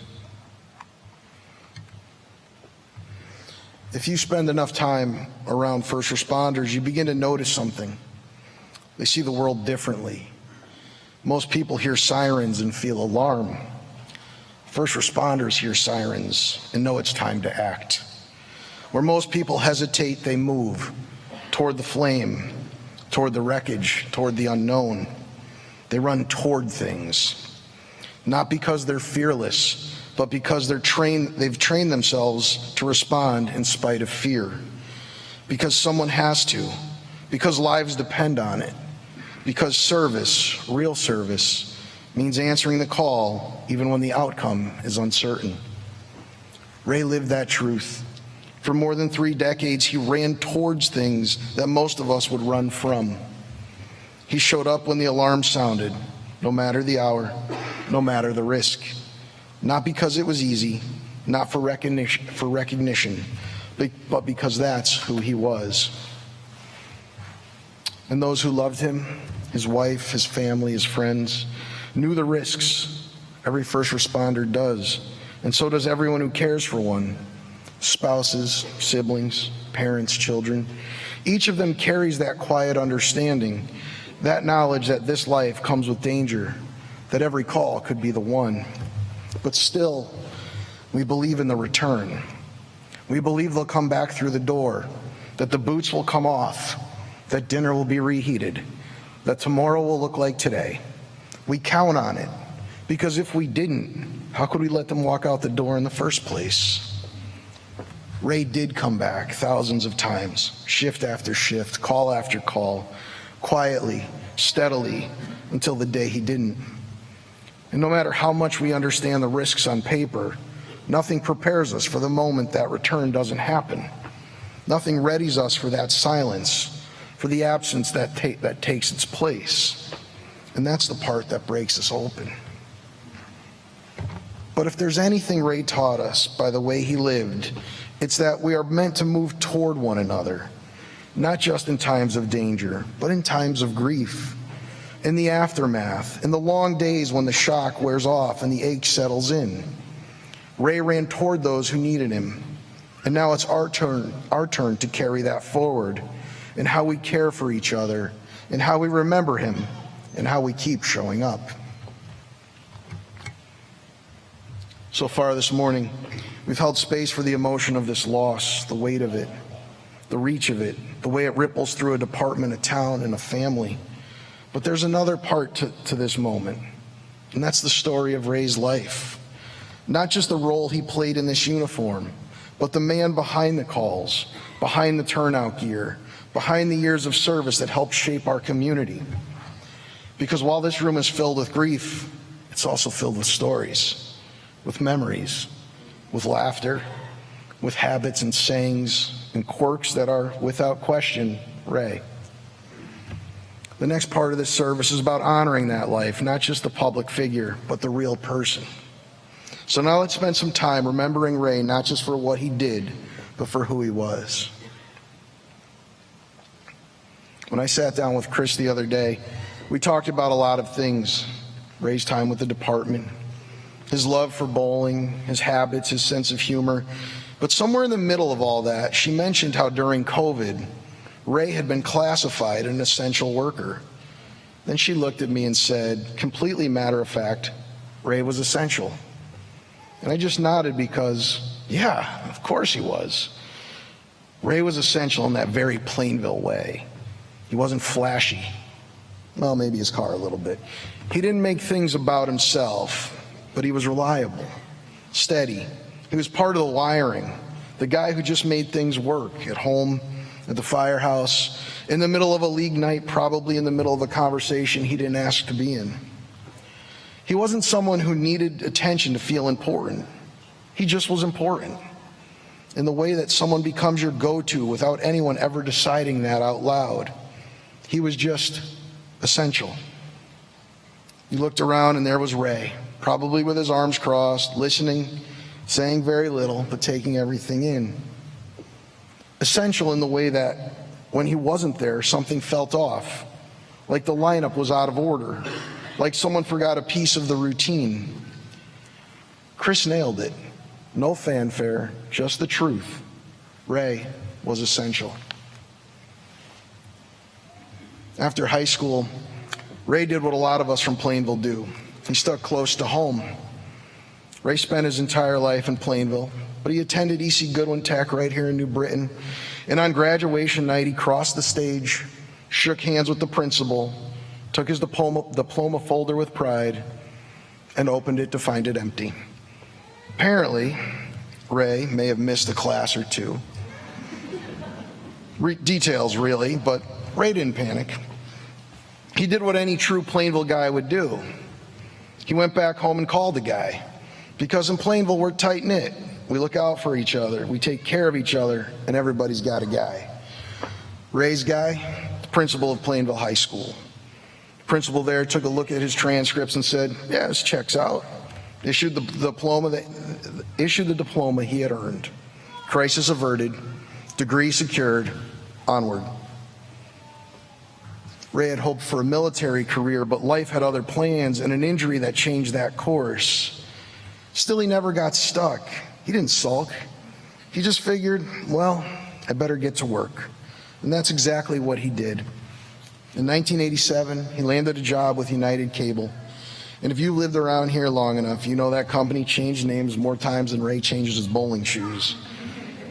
United Cable became TCI, then AT&T Broadband, then Comcast, and a whole host in between. Ownership changed, logos changed, technology moved at lightning speed. But Ray stayed the same. Every new company, every new supervisor eventually came to the same conclusion everyone in Plainville already knew. Ray was essential. He went with the flow, never caused a fuss, didn't waste time complaining about how things used to be. The only thing he ever really complained about was being on call.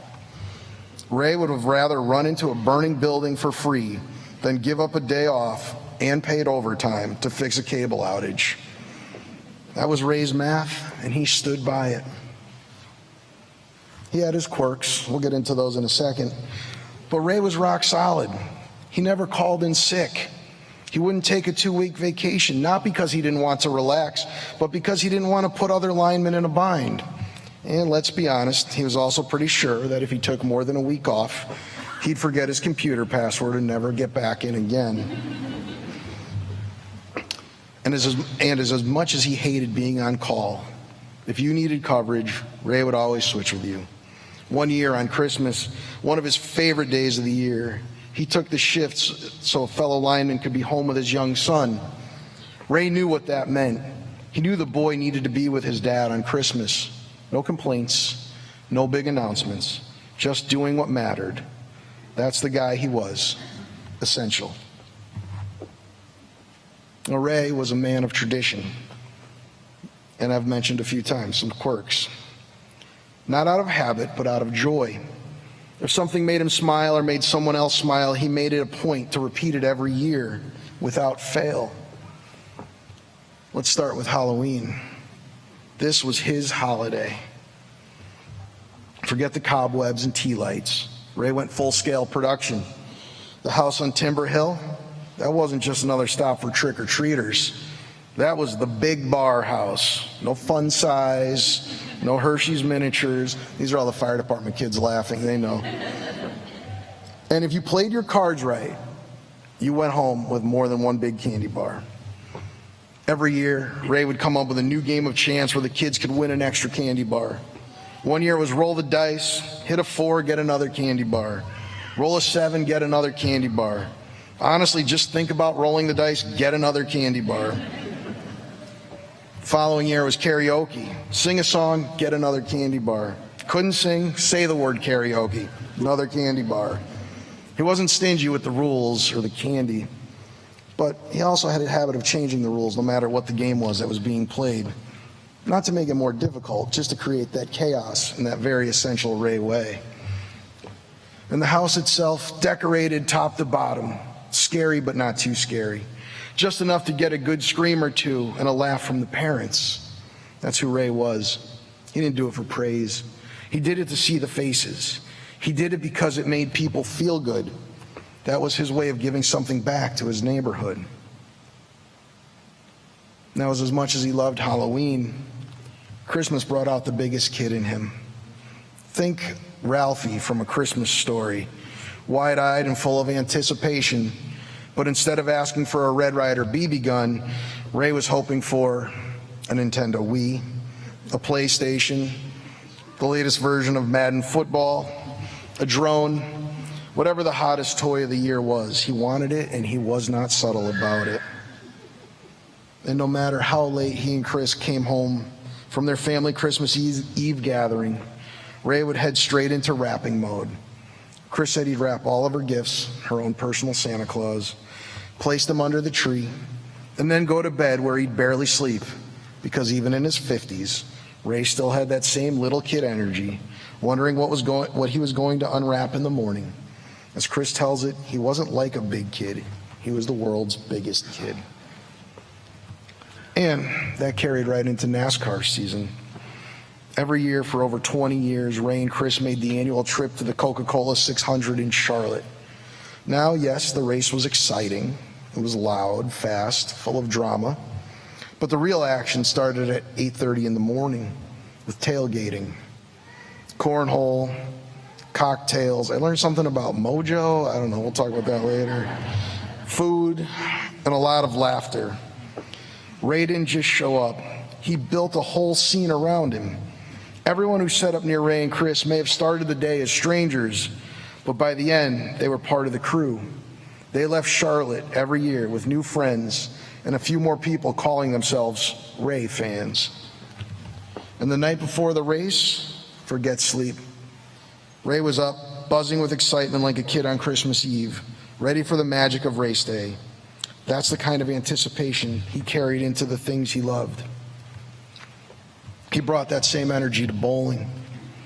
Ray bowled in a lot of leagues over the years, starting at Plainville's old Laurel Lanes, which eventually settled into his favorite, Lessard Lanes.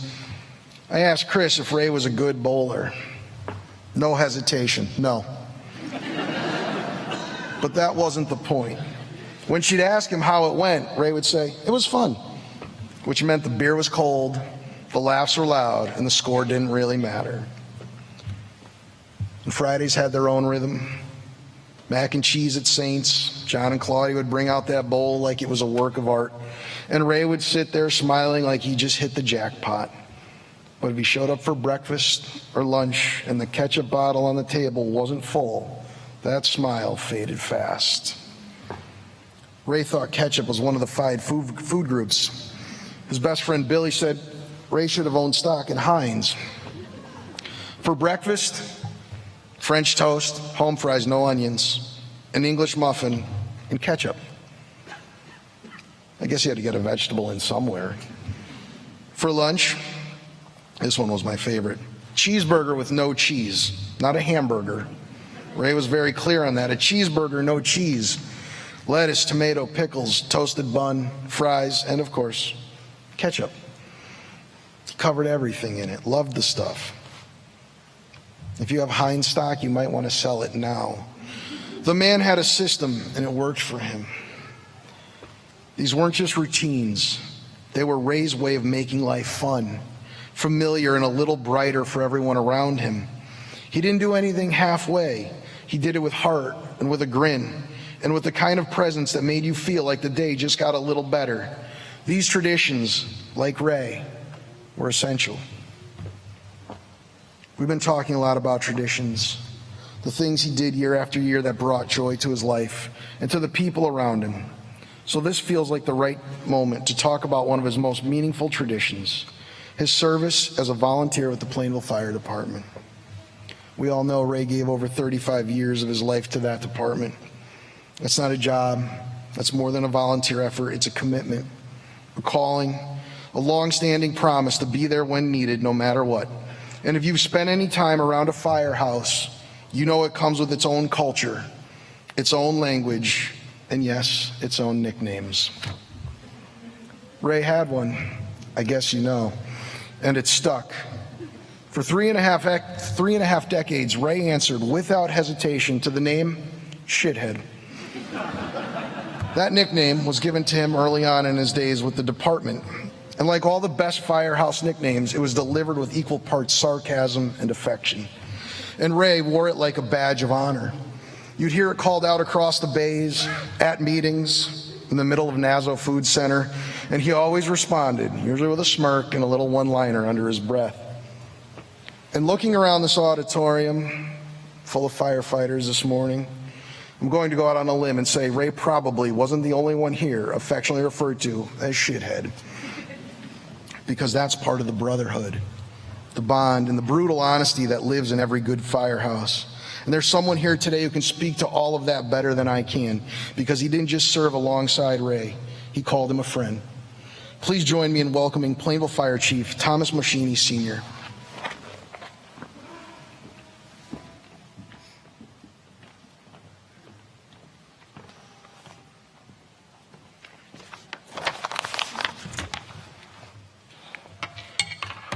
Good morning. Before I can say anything else, I just wanted to start with a heartfelt thank you from myself, from my entire fire department. Thank you to the departments, firefighters, police officers, EMTs, first responders who reached out, stood by us, and stepped up to help.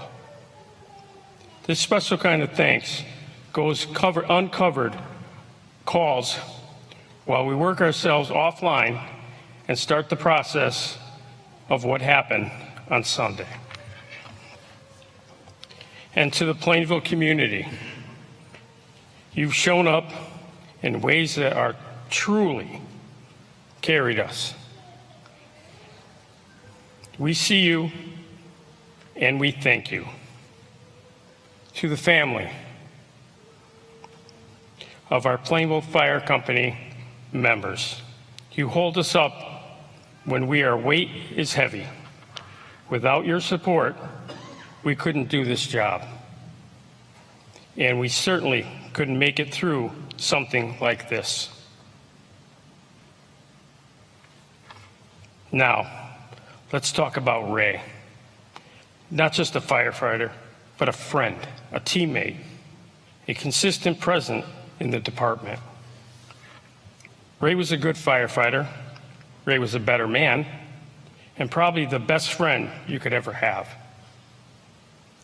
When there was a day he joined back in the company in 1990, from day one, he was the kind of guy that you could count on. He didn't move fast. Not a chance. Ray never.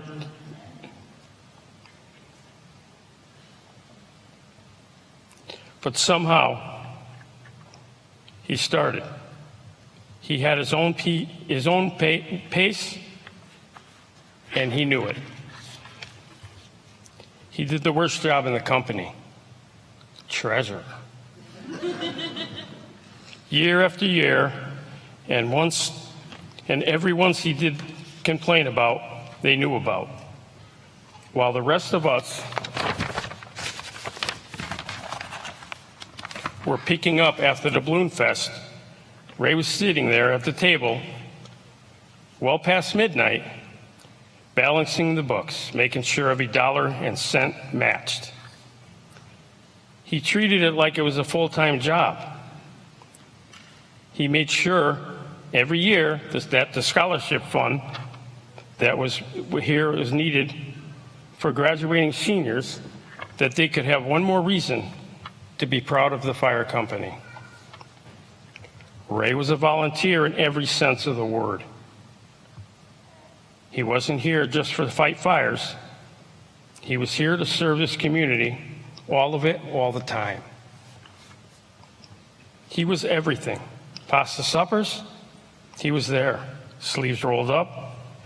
Breakfast with Santa, you better believe he was pouring coffee, making the kids laugh.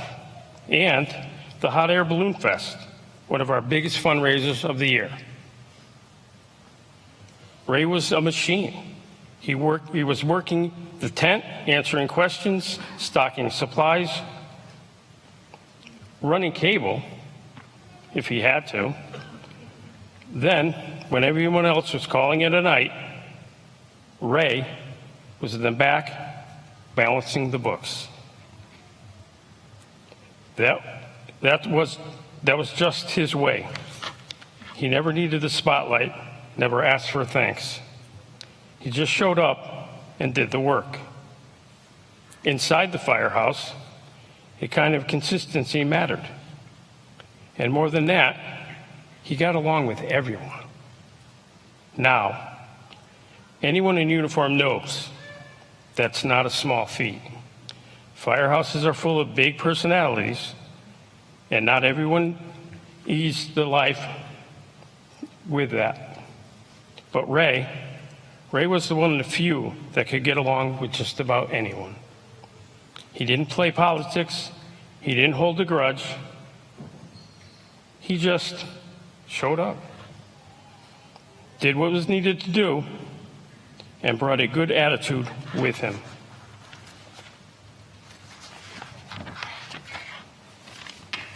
The people outside the firehouse, maybe his name didn't jump out at you because Ray never cared about the spotlight. He wasn't looking for recognition. He was looking to do the work. But make no mistake, he was something that needed to be done, and he was always the one to do it. And through he always quiet. Once he got comfortable, then he was downright funny. Ray was an easygoing man, lighthearted, always ready to one-liners, jokes, to break up the day.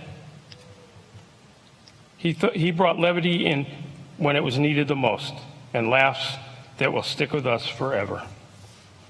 And of course, none of us will ever forget dance floor moves every ladies' night. The famous boot, scoot, and boogie. I didn't know how he made it look good, but he did. And he knew it. He had the moves. Ray never said a bad word about anyone. He believed in giving people the benefit of the doubt. He believed in showing up. He believed in serving others, not just with courage, but with kindness. Ray was the real deal, a fireman's fireman. A guy you wanted in your corner. A guy who made this department stronger just by being in the room. We will miss you.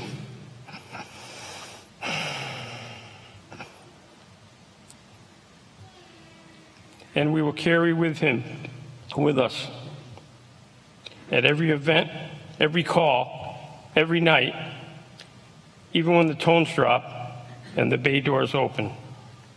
Ray, your work is done here. We'll take it from here.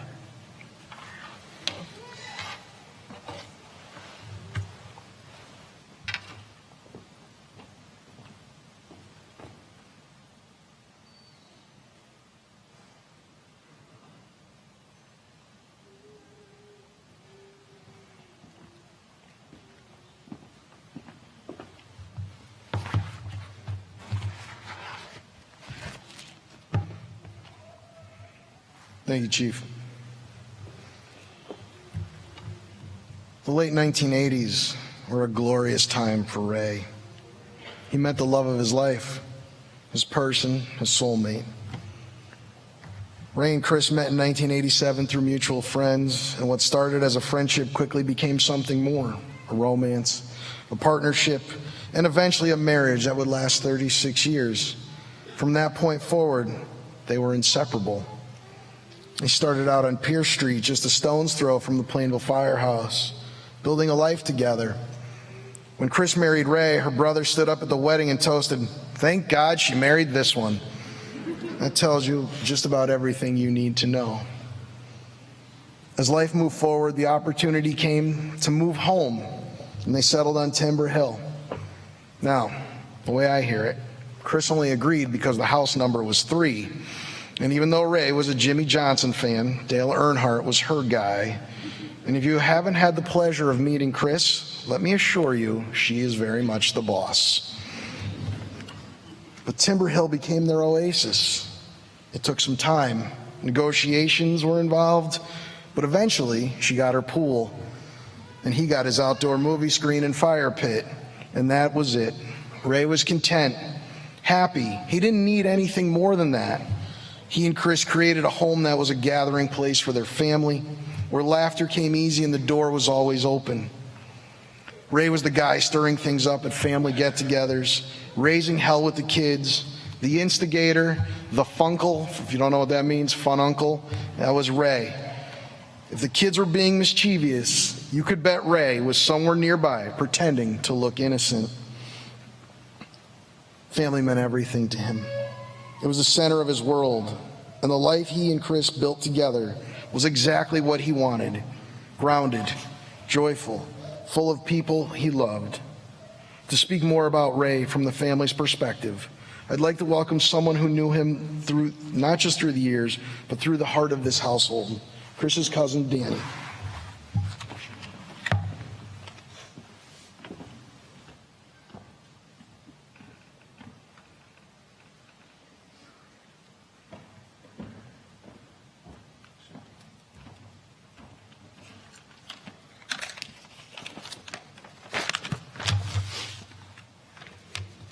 Morning, everyone.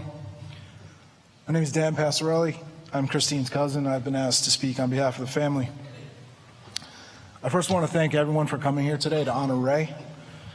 The way this community has turned out over the past week is a tremendous reflection of the person that he was and the person that will be missed by all of us.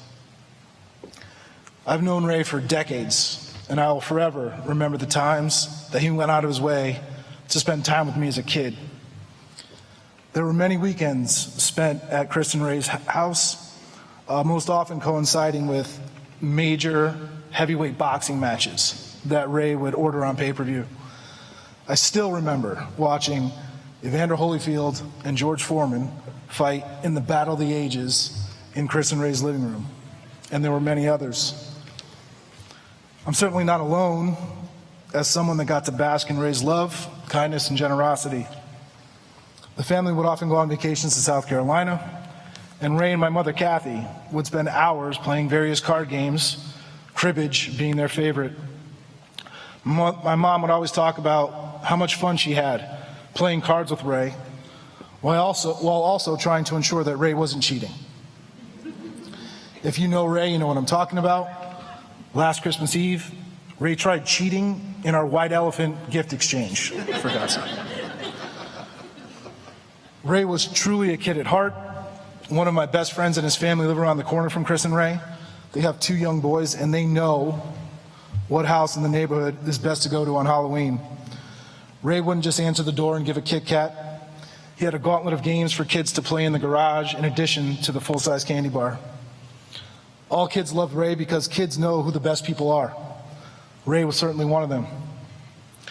The other night at the public memorial, I was struck by the image of a little boy in the crowd. He was overcome with emotion and was being escorted out of the crowd by his mom. My cousin Chris got up from her seat to go and console this boy who couldn't stop crying. Found out later that this was Chris and Ray's next door neighbor, and in that moment, it was made vividly clear to me what we have lost. That boy's sense of loss reminded me that Ray had the ability to make everyone around him feel good, to instill happiness in all people he encountered. From my 81-year-old mother to a young neighbor child, Ray has a way of making all people smile. Now that he's gone, we have to find a way to overcome our grief and try to find a way to move on without him. At this somber moment, we ought to remember Ray as the tremendous person that he was, but I will also leave here today with monumental regret. I regret that I didn't spend more time with Ray. I regret that I didn't watch more fights with him, watch more football, go on more vacations, or just be around him. That's what makes the loss of someone like Ray so difficult, and it will certainly be a challenge to overcome. And then finally, as we gather here to say goodbye to Ray's mortal remains, we should never say goodbye to what Ray really was. Ray was a light. He was an energy for bringing joy and goodness into people's lives. And that should never go away. If we truly want to honor who Ray was, then all of us ought to leave here today and try every day for the rest of our lives to live how Ray was, to find a way to make people laugh, to find a way to make a kid smile, and to think of others first in seeking lives of fulfillment. I love you, Ray. Rest in peace.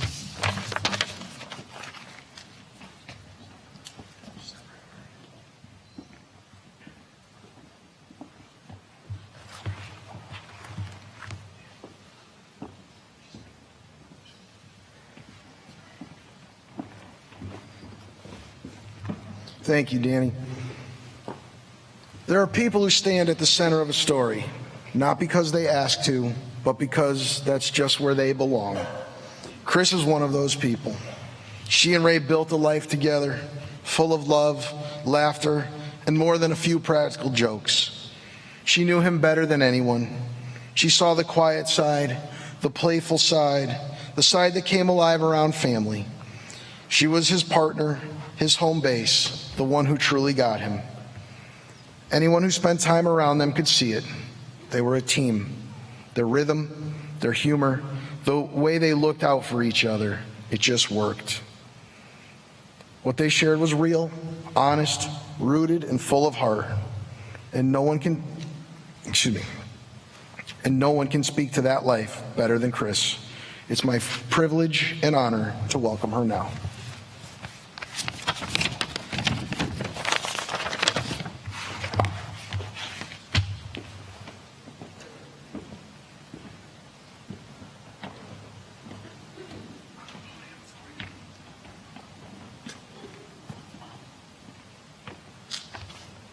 Hello. Thank you for all being here today. It's been an extremely difficult week, not just for me, but for all.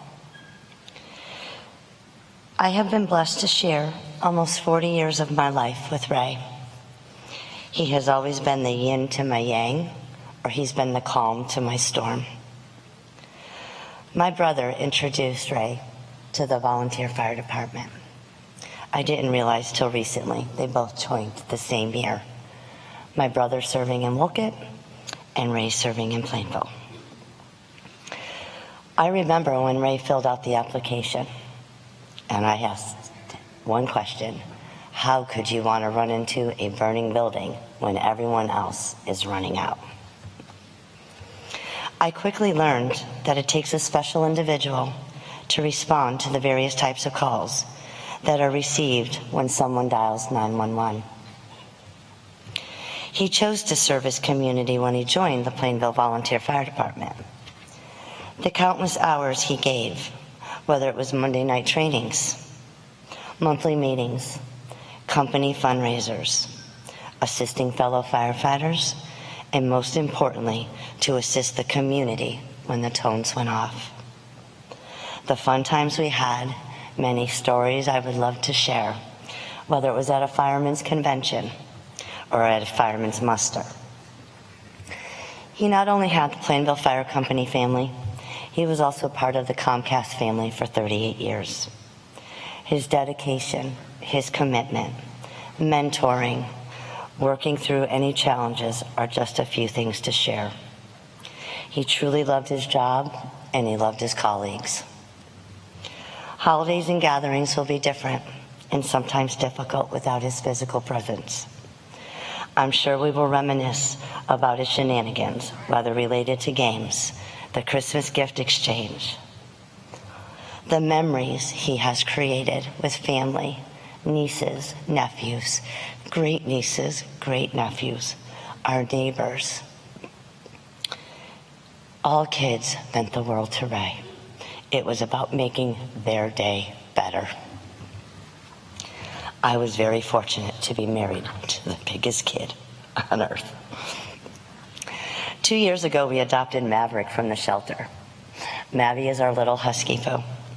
He quickly became Ray's little buddy. You often hear it's not the dog that needs the training, it's the owners. Well, that is so true. I was in a position of who is easier to train, Ray or Maverick. Ray often enjoyed when Maverick got into something that he should not have, and instead of helping me with the discipline, he egged him on, encouraged him. My husband is an amazing man. He lived life to the fullest. He laughed with many, and he loved all. Be kind, make memories, forgive others, and say I love you often. Tomorrow isn't promised. Live life to the fullest. I thank everyone for your prayers and thoughts and respecting my privacy during this time. Ray, I feel you by my side. Until I see you again, I love you always and forever. Thank you.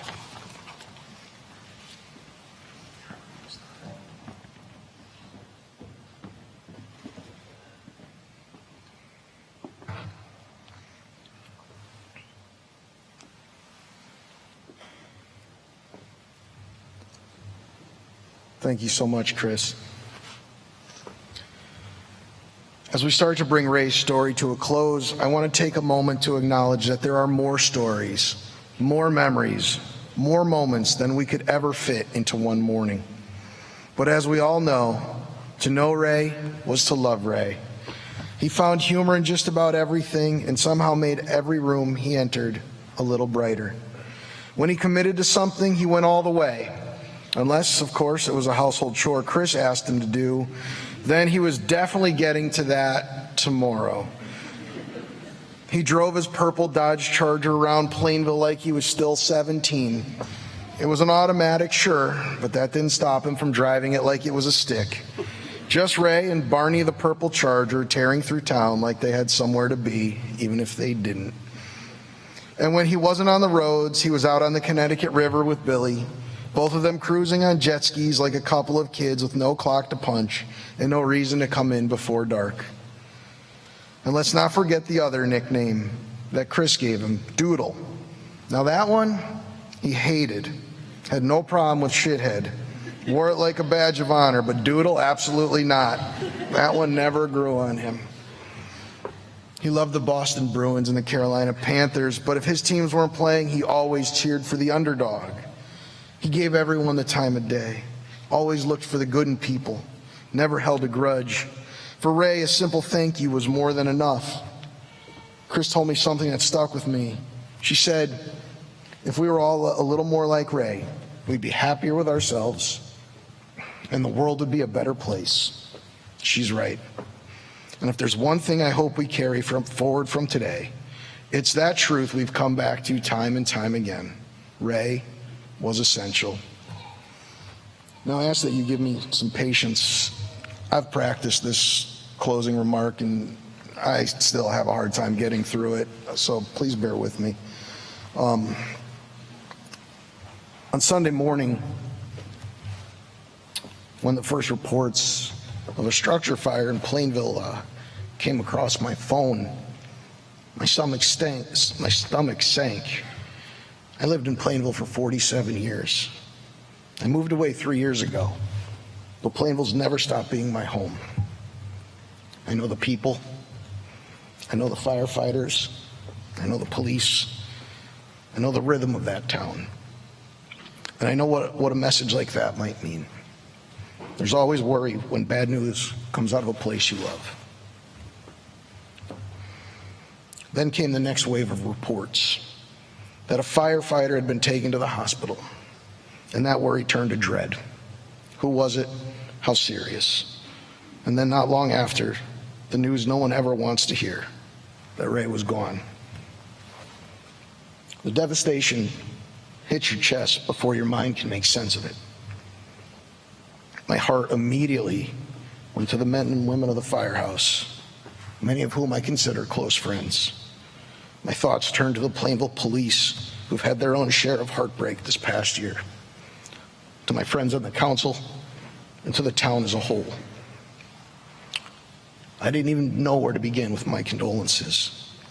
I reached out to the chief, Councilman Getteman, a few others, just to offer my love, my support, to let them know I was thinking of them. By Monday, I knew we at Plainville Funeral Home would be handling the services for Ray. And as a life celebrant who usually has no shortage of words, as I've more than demonstrated this morning, all I could think was, God, I hope we're taking him to church. Just a sidebar, Chris told Andrea if Ray stepped foot in a church, it would probably burst into flames. My response upon hearing this, yeah, but we'll be with firefighters, so church? It's not that I didn't want to have the honor of serving you this way. It's just I wasn't sure I could pull myself together. To stand up here and pay a proper tribute to Ray, to offer comfort to people I love, my friends, my neighbors, my community, all of you in fire service, law enforcement, emergency response. I was feeling the weight of it. Then Andrea called me on Monday afternoon. In her very Andrea way, said, it's time for you to get to work. And I don't scare easily, but I'll be honest, I wasn't in the headspace for that call. I called Chris an hour later, and we made plans to meet on Tuesday before the vigil. I drove from Essex to Plainville that afternoon, dreading it the whole way, not knowing what I'd walk into. It was dreadfully hot. I expected to feel heartbreak. I expected to feel that deep, heavy silence that grief often brings. But then something incredible happened. There wasn't dread. There wasn't despair. There was gratitude. Gratitude not just for Ray's sacrifice, but for Ray, for the man he was, for the way he lived. I sat with Chris and Candy for a few hours, and we just talked. We laughed a lot. That time together reminded me the stories we tell in the wake of loss are often what holds us together. That memory, humor, and love are inseparable. Later that night, I met my son, and we headed over to the high school for the vigil. I expected solemn faces and quiet tears. But as I made my way through the crowd, through these firefighters, police officers, community members, town leaders, what I found was something else. We laughed. We hugged. We shared stories. We remembered Ray the way he actually was. Kind, funny, easygoing, reliable, present, and definitely a bit of a character. We didn't just grieve, we remembered. We connected. And I knew in that moment that Plainville was going to be okay. Last night at calling hours, and again this morning, the turnout confirmed it. People came from near and far, firefighters and medics and officers and friends and strangers and neighbors, not just to pay respects, but to show up for Ray's family, for the department, and for the entire town of Plainville. They came to say, in the most profound and human way, we've got you. So here's what I'll ask of you, especially those closest to this loss. Lean into that. Lean into the people who are showing up for you. Let that grief be shared, because when it's shared, it begins to lift. Slowly, yes, not all at once, but little by little.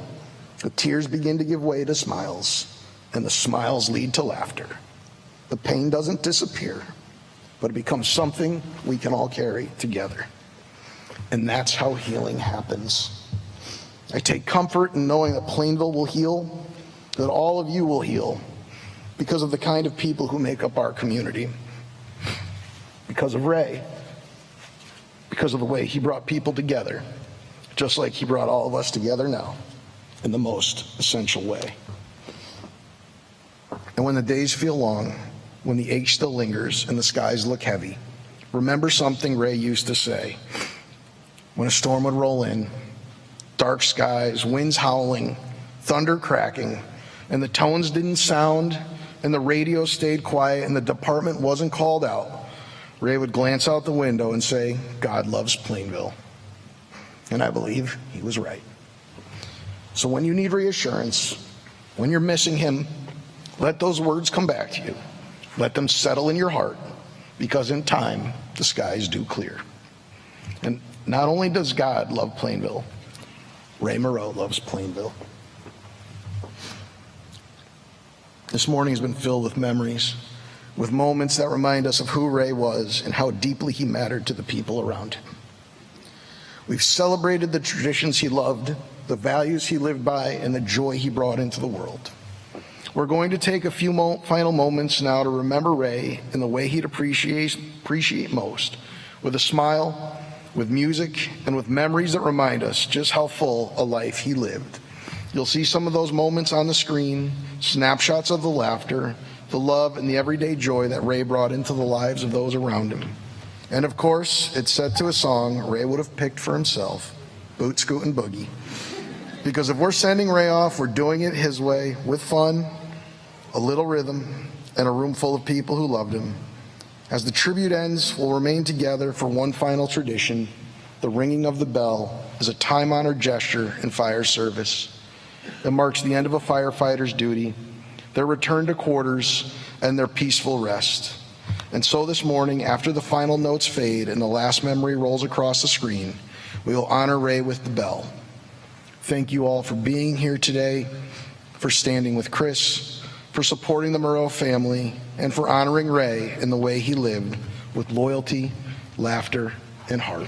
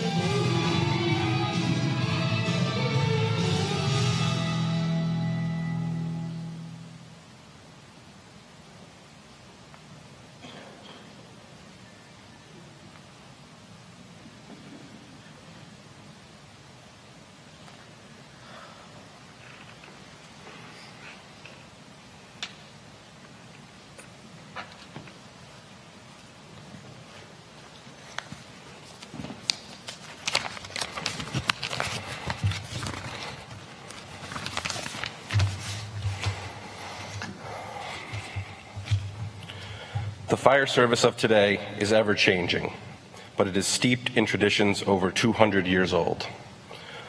One such tradition is the ringing of a bell. In the past, as firefighters began their tour of duty, it was the bell that signaled the beginning of that day's shift. Throughout the day and night, each alarm was sounded by a bell, which summoned these brave souls to fight fires and to place their lives in jeopardy for the good of their fellow citizens. And when the fire was out and the alarm had come to an end, it was a bell that signaled to all the completion of the call. When a firefighter died paying the supreme sacrifice, it was the mournful toll of the bell that solemnly announced a comrade's passing. We utilize these traditions as symbols, which reflect honor and respect for those who have given so much and who have served so well.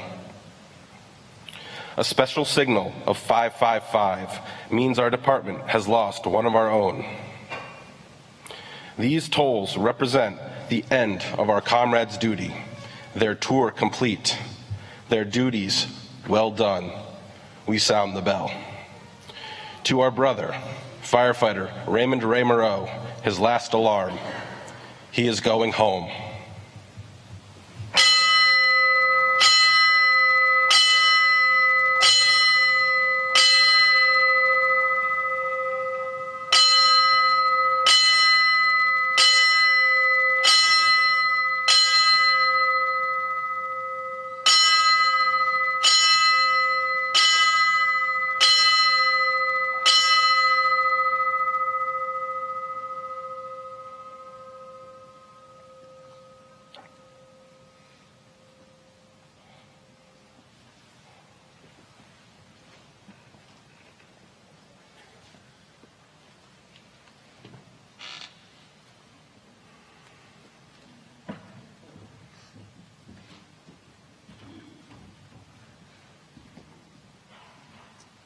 At this time, we ask all uniformed personnel to proceed to the exits and reform the sea of blue.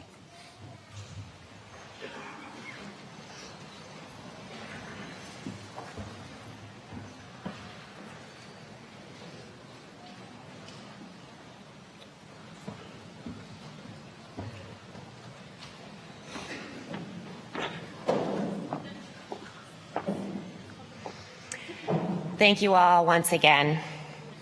Your presence here today is a true testament to the deep and lasting impact Ray has had on all of us.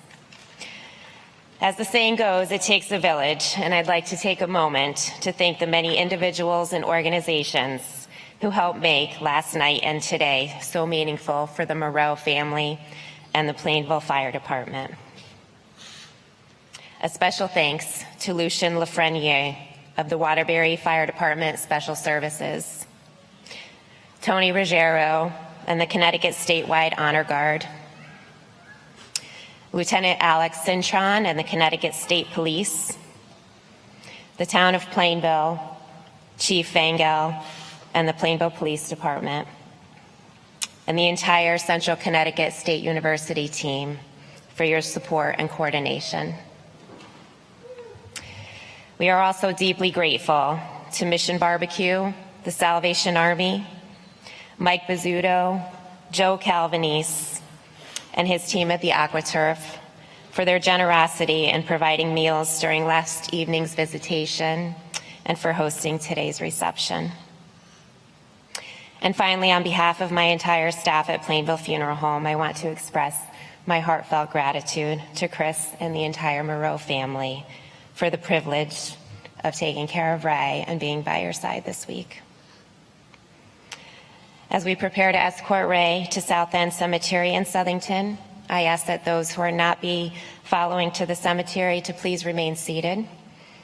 If you are going to follow in procession to South End, please follow the family out and go to your vehicles in a timely fashion. Thank you.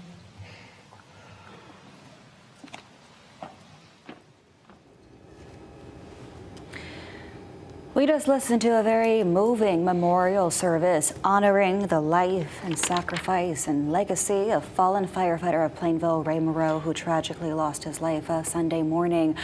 We learned a lot, Glenn. We heard from the fire chief in Plainville, the cousin and wife, Christine of Ray Moreau, talking about happy memories, talking about the loss. Just a couple quick summary points, and I'm going to hand it to you. We learned that he lived a life of laughter, of service, of heart. That's the theme we've been hearing a lot. Some other points: he was a husband, a brother, a teammate, a friend, a familiar face, someone you would see at the local bowling alley, a community event. Not flashy, didn't make things about himself. He didn't, here's a direct quote, he didn't need attention to be important. He just was important. Yeah, and to go more into what they were saying there, we've been hearing from his colleagues, especially to the fire chief, one thing that stood out to me was he was the kind of guy that wouldn't call out and wouldn't take 2-week vacations because he didn't want to leave anybody hanging. Yeah. And that just goes on to more of the character that we've been hearing about all week long, of how great of a person he was, how great of a man he was, and a family man to the people around him in the fire department and his community. Another quote that stood out is how Halloween was his favorite holiday. He loved Halloween. He was the man that had the big chocolate bars house. Yeah, he wasn't stingy, wasn't giving out the fun size. You got the king size when you went to his house. Absolutely. And At least one. And you Sometimes remember two. those people in your communities. Totally. You remember the people that made the good times even better. You remember the people that gave you a little bit more fun when the day wasn't seeming like it wasn't going to go well. And from all accounts that we've heard from the funeral today, just an amazing man, and we've heard more about his life, especially too from his wife Christine, to muster the courage to go up there and say what she said and be able to convey. So articulate, so poised. That really stood out to me as well. And they were married, Glenn, 36 years, but together for 40 years. And she just talked about, she hit the jackpot when she married this man. They lived such a full life together, experiencing it all, rescuing dogs. She talked about their current dog, Maverick, a husky. And she said some funny things. She said, I don't know who's easier to train, my husband or my dog. And so you heard a lot of those as well. And to put it in perspective too, 35 years of the department, 36 years of marriage, which means after a year of marriage, he was volunteer firefighter. He was on the job. He was giving back to the Plainville community. And another thing of note from his cousin Danny, just the kind of man that he was, where he would throw those big events. He would be there. He would be a family man to everybody around him, and warm and welcoming, and also fun. And speaking to that point, something that stood out to me, firefighters have to work odd schedules. They have to work Christmas, other holidays, but he was such a nice person because he didn't have children. He would volunteer to work Christmas, even though that was his favorite holiday, so that other firefighters with little children could have that day together. So that's something that the fire chief was speaking about, because those are the kind of things you just remember. Oh my, and just the amount of words that people have said about his character today have just kind of really spoke, once again, just to kind of the life that he lived, led with kindness, gave people second chances. We've heard a lot of the buzzwords really going around that he was steady, he was solid, and he was somebody that you could rely on. And another quote, a fireman's fireman who made the department stronger just by being in the room. So that's the legacy he's leaving behind, and I hope just the outpouring of support, the wonderful turnout the family received, I hope that brings Christine, his longtime wife and life partner, some comfort during this difficult time. If you're just joining us, this is a Fox 61 special report. We are honoring the life and legacy of fallen Plainville firefighter Ray Moreau, who died on the job Sunday morning. We're looking at two different screens here. Inside on your left, this is of Welty Hall in New Britain at the Central Connecticut State University campus, where we just heard some moving tributes during a memorial service. On the right side, this is the outside of that auditorium. We're waiting for people to file out. We're also waiting for Ray Moreau's casket that was draped in an American flag, if you were watching earlier, to be escorted out. And there's going to be another procession en route to the cemetery, which is going to be in Southington. A little bit about the route, Glenn. It's going to be turning left in El Grasso, over over on Stanley Street, Manafort, and then it's going to be going on to Route 9 and Mulberry Street, finally ending on South End Road, and you can see the casket exiting there. If we can take that screen full, that would be great to get a great view of that. It is a very pleasant weather day in New Britain this morning, and that produced a very big turnout of firefighters, police officers from all corners of Connecticut turning out, as well as those from outside the state, as far as Massachusetts and beyond, just showing their respects to this fallen and local hero and giving their final salute. And you see the honor guard now holding that casket and exiting from that auditorium, Glenn. Yeah, and at the end of the day, the pipes have been played, bells have been struck, but one of the most notable things about any of these ceremonies, if you ever get the chance to view them, is the remarks from the people around Ray. Another note from cousin Danny Passarelli, he was affectionately saying how he was trying to cheat in the White Elephant gift exchange. It's those kinds of stories that he was a kid at heart. Yes. And that he always wanted to give somebody a smile. That was just the way that Ray lived, according to the people that know him the best, and that he led with love, he led with kindness, always believed in second chances.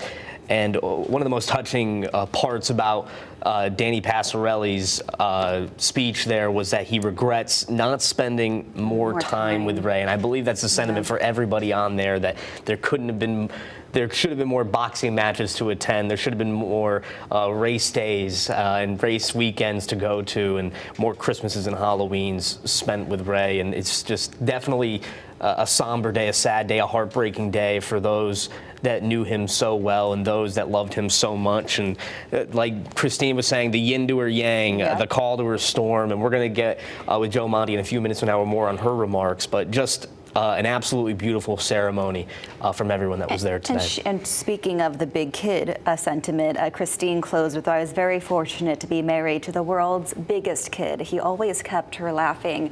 And to your point, Glenn, she also closed with a message to others. Hold your loved ones tight. Treat every day like it could be the last with them.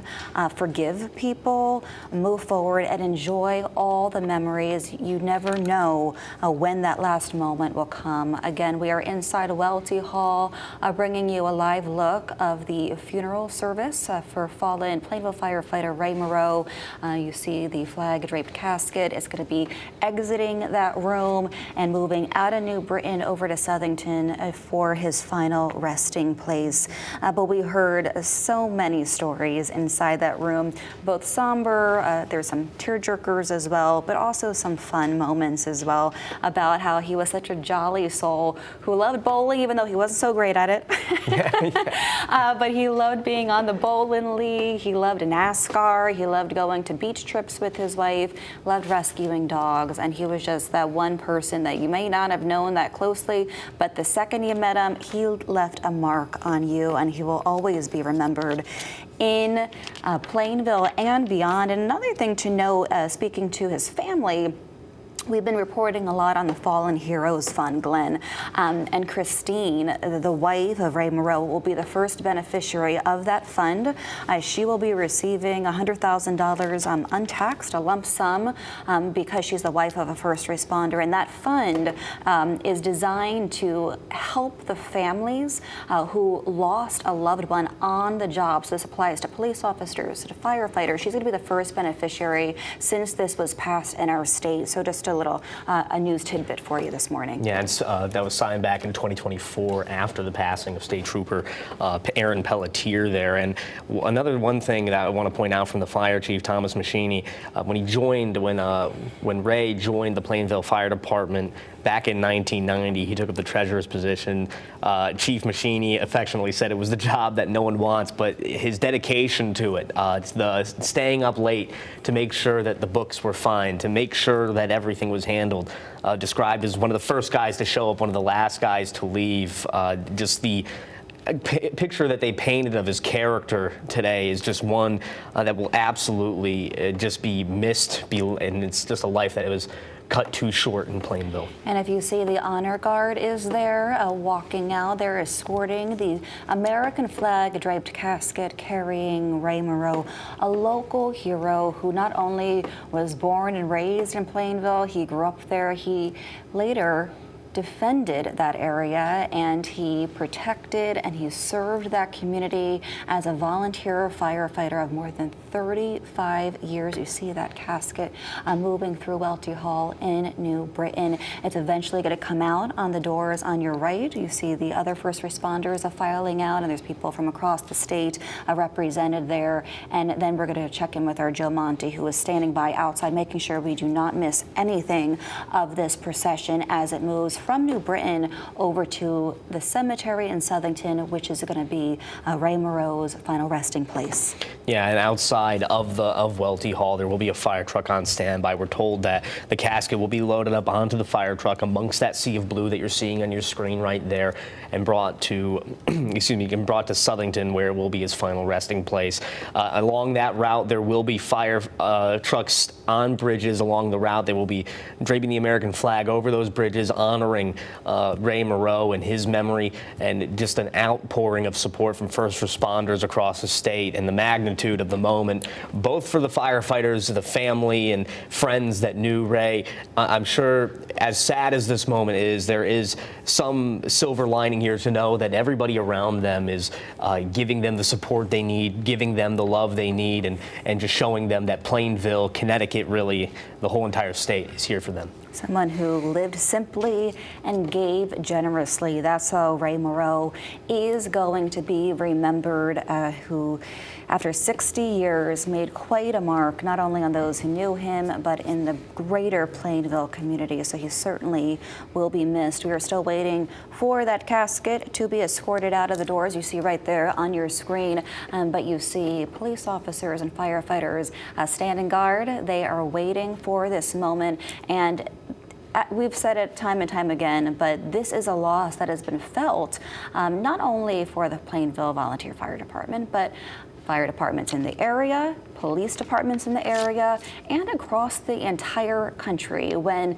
someone is lost in uniform on the job, that is a gut punch to the entire service community, which is why we are seeing such an outpouring of support for Ray Moreau on this pleasant Saturday weather-wise. The sun is shining, and we saw a great turnout for the several-hour procession and ceremony. So our Joe Monte is there. He's standing by. We're going to be talking with him in a little bit. He's bringing us a different vantage point. But this is going to be another procession, Glenn, and we're going to be seeing the casket be escorted from El Grasso to Stanford Street, Manafort Drive. All these places are obviously closed for the procession. But what you're going to see, the first responders escort this casket, but also all the community members lining the streets, saluting this first responder, to pay their respect, whether they knew him or not. I mean, this is a local hero that dedicated his life to public service. Yeah, and you really heard it in the ceremony there, just the amount of people and the amount of lives that he's touched, even with just simple gestures of just showing up, which is something that I think we can all aspire to be like, is just showing up and being there for the people that mean the most to you, that love the most to you, and also just showing up in general was really the sentiment of his work life and his personal life. You heard it all the time. He was the person that would rather run into the fire than work the overtime for Xfinity. We're going to cut back out there to the ceremony outside of Welty Hall. They're starting to play bagpipes for him now.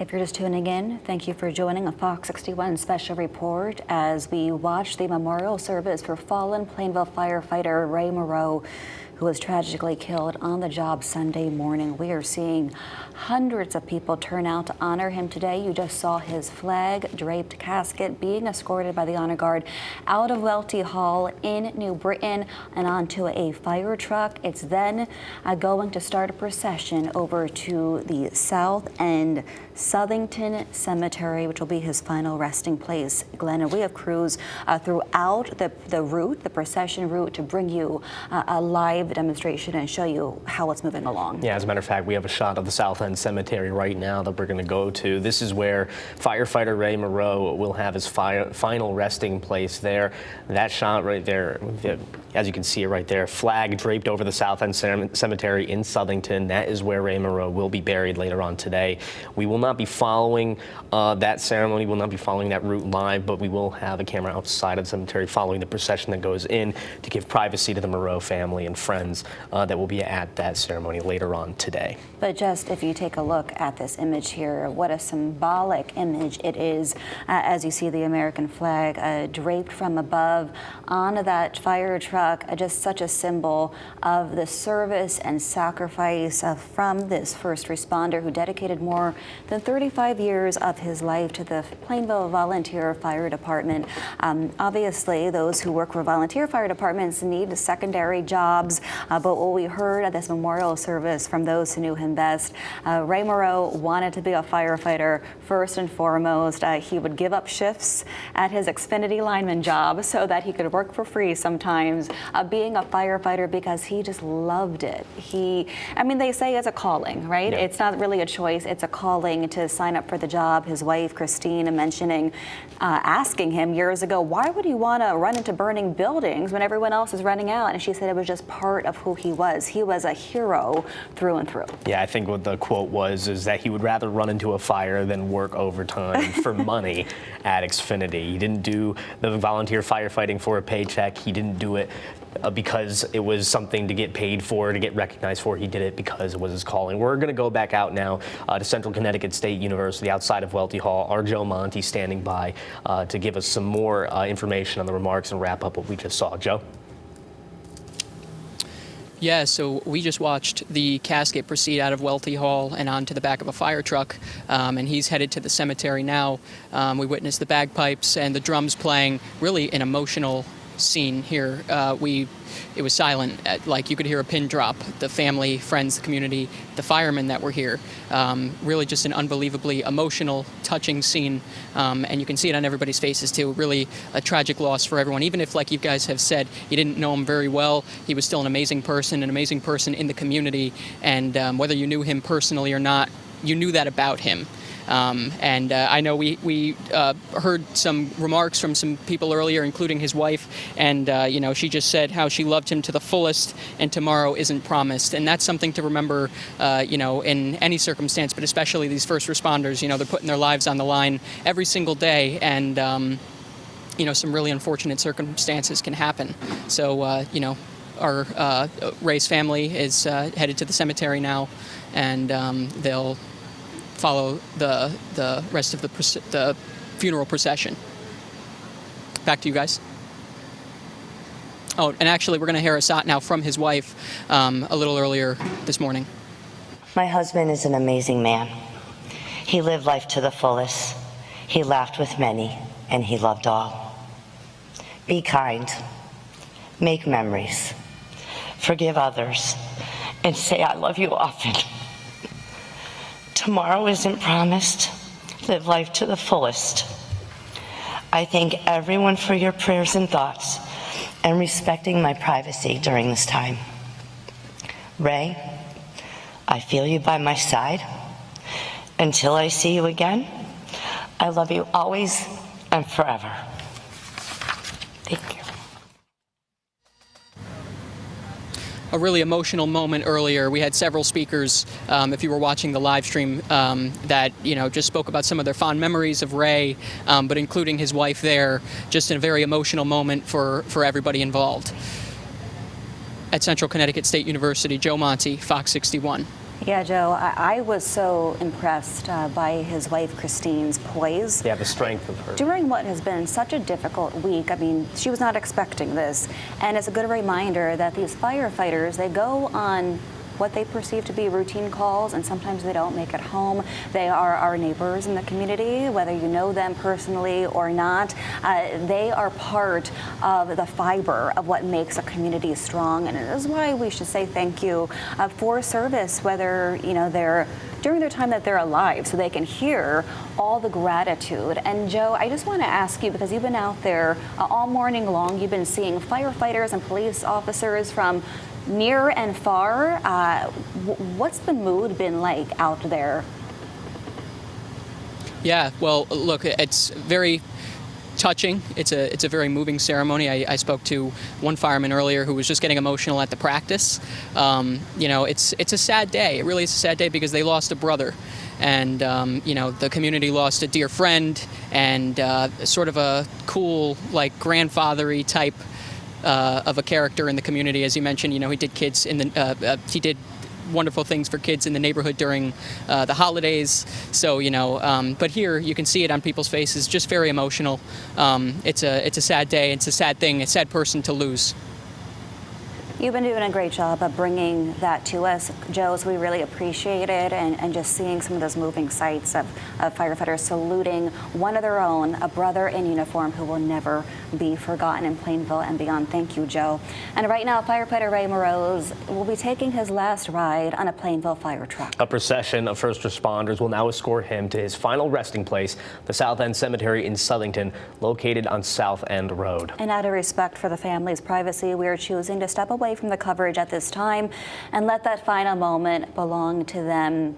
And we saw that area with the giant flag draped with a fire truck on this really pleasant Saturday morning in terms of weather. We weren't sure what it was going to be like, but that produced an unbelievable turnout from people near and far, not only first responders, but members of the community just turning out saying thank you for your service and your sacrifice. Absolutely, and that huge line of support from first responders are going to be following that procession all the way to the final resting place. That sea of blue that we've been talking about all morning long here, just giving the Moreau family, giving the Plainville Fire Department, the Plainville community in general, just as much support as they can possibly get right now. And we've talked about some of the charitable organizations that the family and the Plainville Fire Department would like you to donate to, the Plainville Fire Department Scholarship Fund, the animal shelter that we mentioned here before. Those are all available on our website to view at fox61.com. But it's just one of...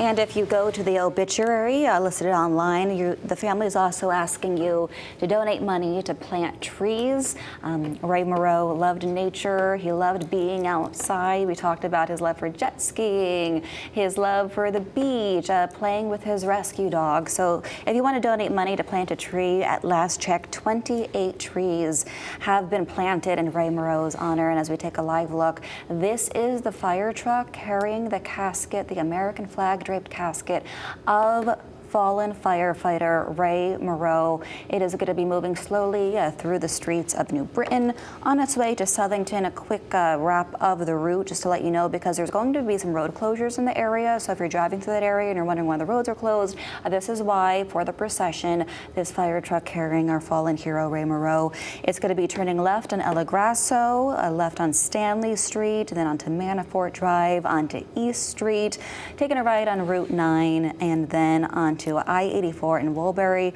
and we're also going to be ending on South End Road over in Southington. And for those who live out that way, you know Southington's an adjacent town to Plainville. Southington lost a member of their community, Aaron Pelletier, not too long ago. So they're still grieving that loss. Now they're also grieving Ray Moreau. So it's a tight-knit community. That's why we see so many people turning out to show their support. You see these people in front of us here, their hands on their hearts. We saw other first responders saluting this local hero. So you're going to be seeing a row of cars and moving through this area as the procession unfolds on its way to Southington, Glenn. Absolutely. And And just another thing to point out, when we said it before, that he's taken thousands of calls as a member of the Plainville Fire Department, and this right here, his casket loaded up onto the fire truck that he most likely served thousands of his community members with, saving lives, putting out fires, and putting his life on the line. That will be the vessel that carries him to his final resting place in Southington. And just a real meaningful moment for the Plainville Fire Department, I'm sure, to be able to serve him and his family in that way. We've heard from members of the fire department all morning long talk about how great of a guy he was, how much in sports locker rooms is referred to as the glue guy, the guy that keeps everybody together. That's the kind of man that he will be remembered by,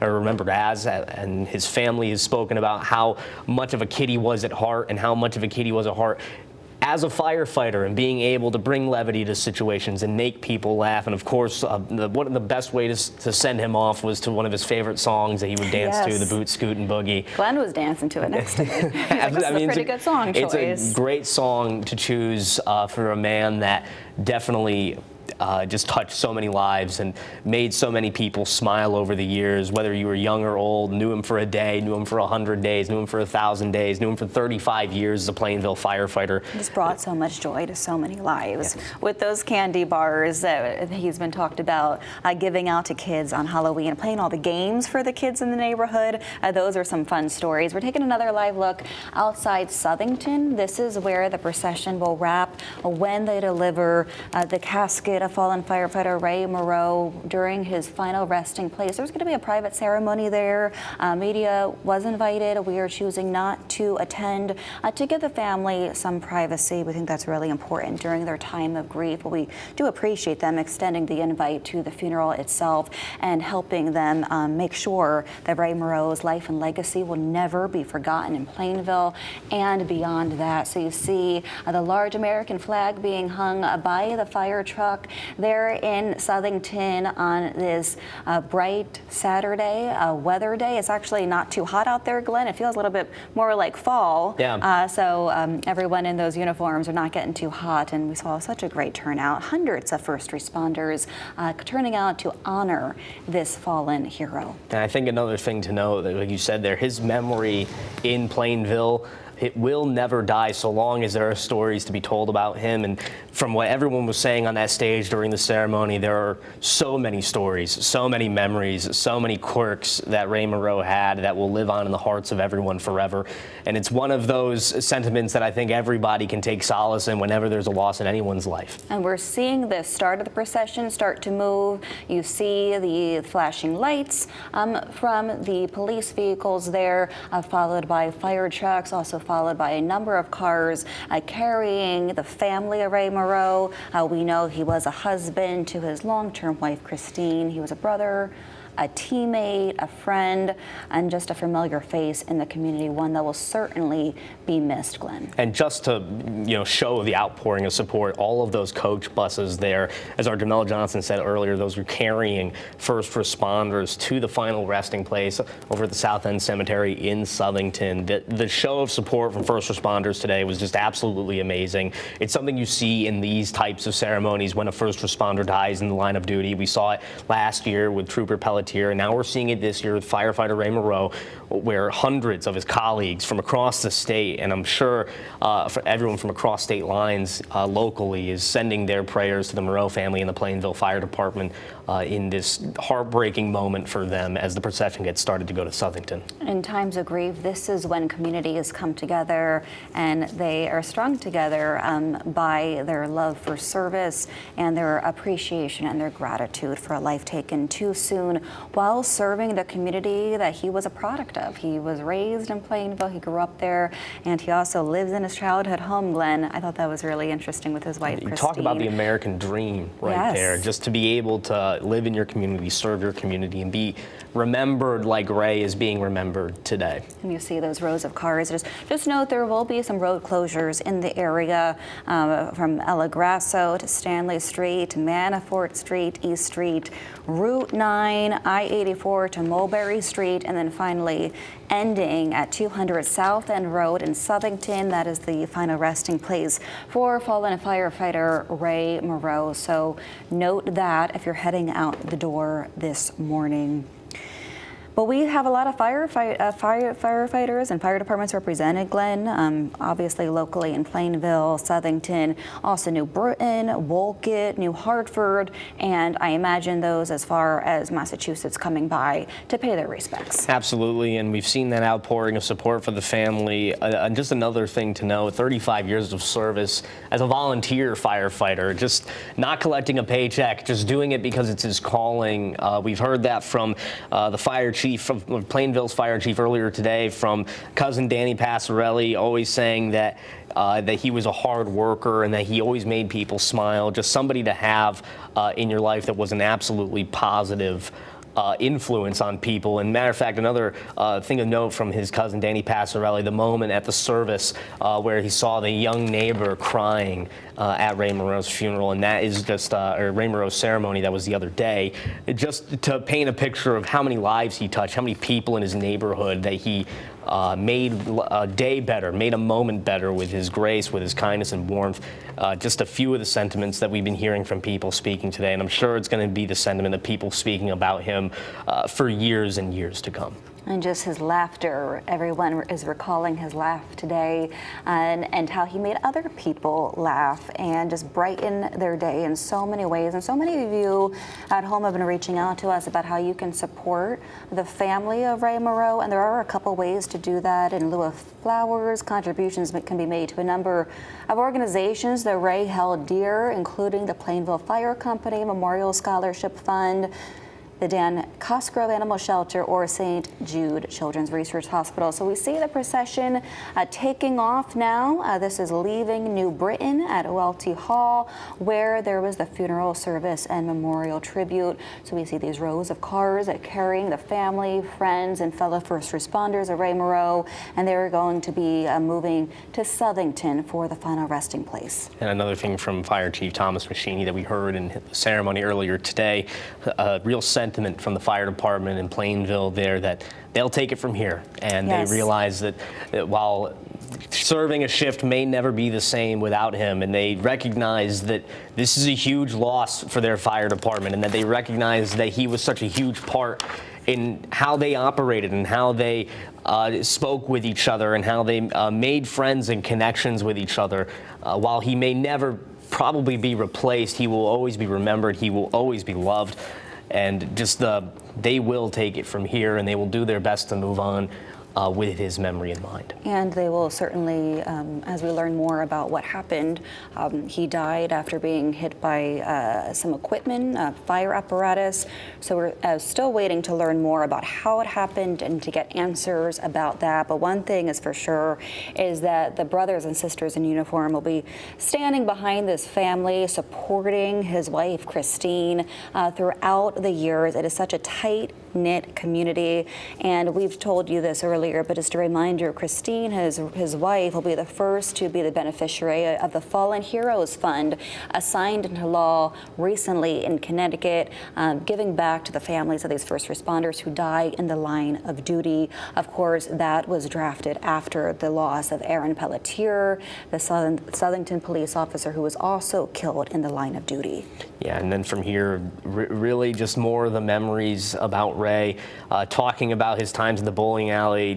Not a great bowler, according to so many, but a great guy to have there. They said that, was it a good time? Absolutely with him. He said. But you don't have to be a great bowler to be on a bowling. Like, it's such a fun experience, and there's so much laughter to be had. And they said his version of fun, as long as the beers were cold and the friends were having laughs, that was his fun time at the bowling alley. And that definitely describes Ray as among so many other statements, and it's just an honor to really be able to hear from his wife, from his family, from his colleagues today. We got a great idea of the man he was, and even though many of us probably have never met him and are probably just hearing about his story for the first time, I'm sure we all feel a little more connected to him today. And here we go. This is the head of the procession. You see police officers and on motorcycle. This is the motorcade leading the procession. You see the flashing lights there. There are dozens of these police officers escorting the flag-draped casket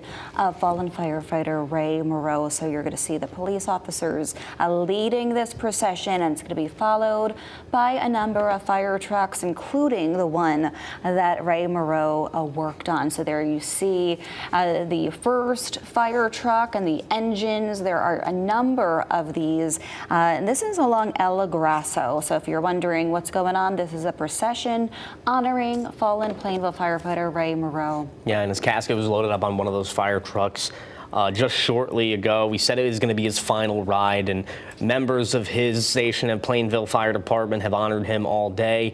And really, we've seen it here, the showing of support. Hundreds of firefighters representing various departments from around the state standing at attention, giving moments of silence and showing their support for the Moreau family. And this is the procession. As a matter of fact, if I'm not mistaken, that is his purple Charger right there that we were talking about during the ceremony. That's that right. He would whip it around town like he had somewhere to be, and he would always have fun with it. I believe they called it Barney.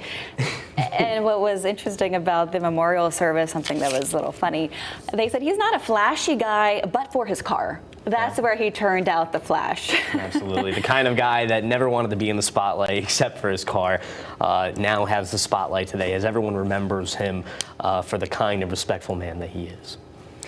Well, thank you for joining us for this Fox 61 special report. Good to be with you, Glenn. And out of respect for the family's privacy, we're choosing to step away from the coverage as they lay firefighter Moreau to rest and let that final moment really belong to them and have that intimate experience. Ray Moreau spent decades serving the community, and today that community stood together to honor his sacrifice. On behalf of our entire team at Fox 61, thank you for joining us for this special coverage honoring the life and legacy of firefighter Ray Moreau. We'll have more tonight on Fox 61 News at 10 and at 11. We'll return to regular programming shortly, but for now, we want to leave you with this final image, a salute to a life of service.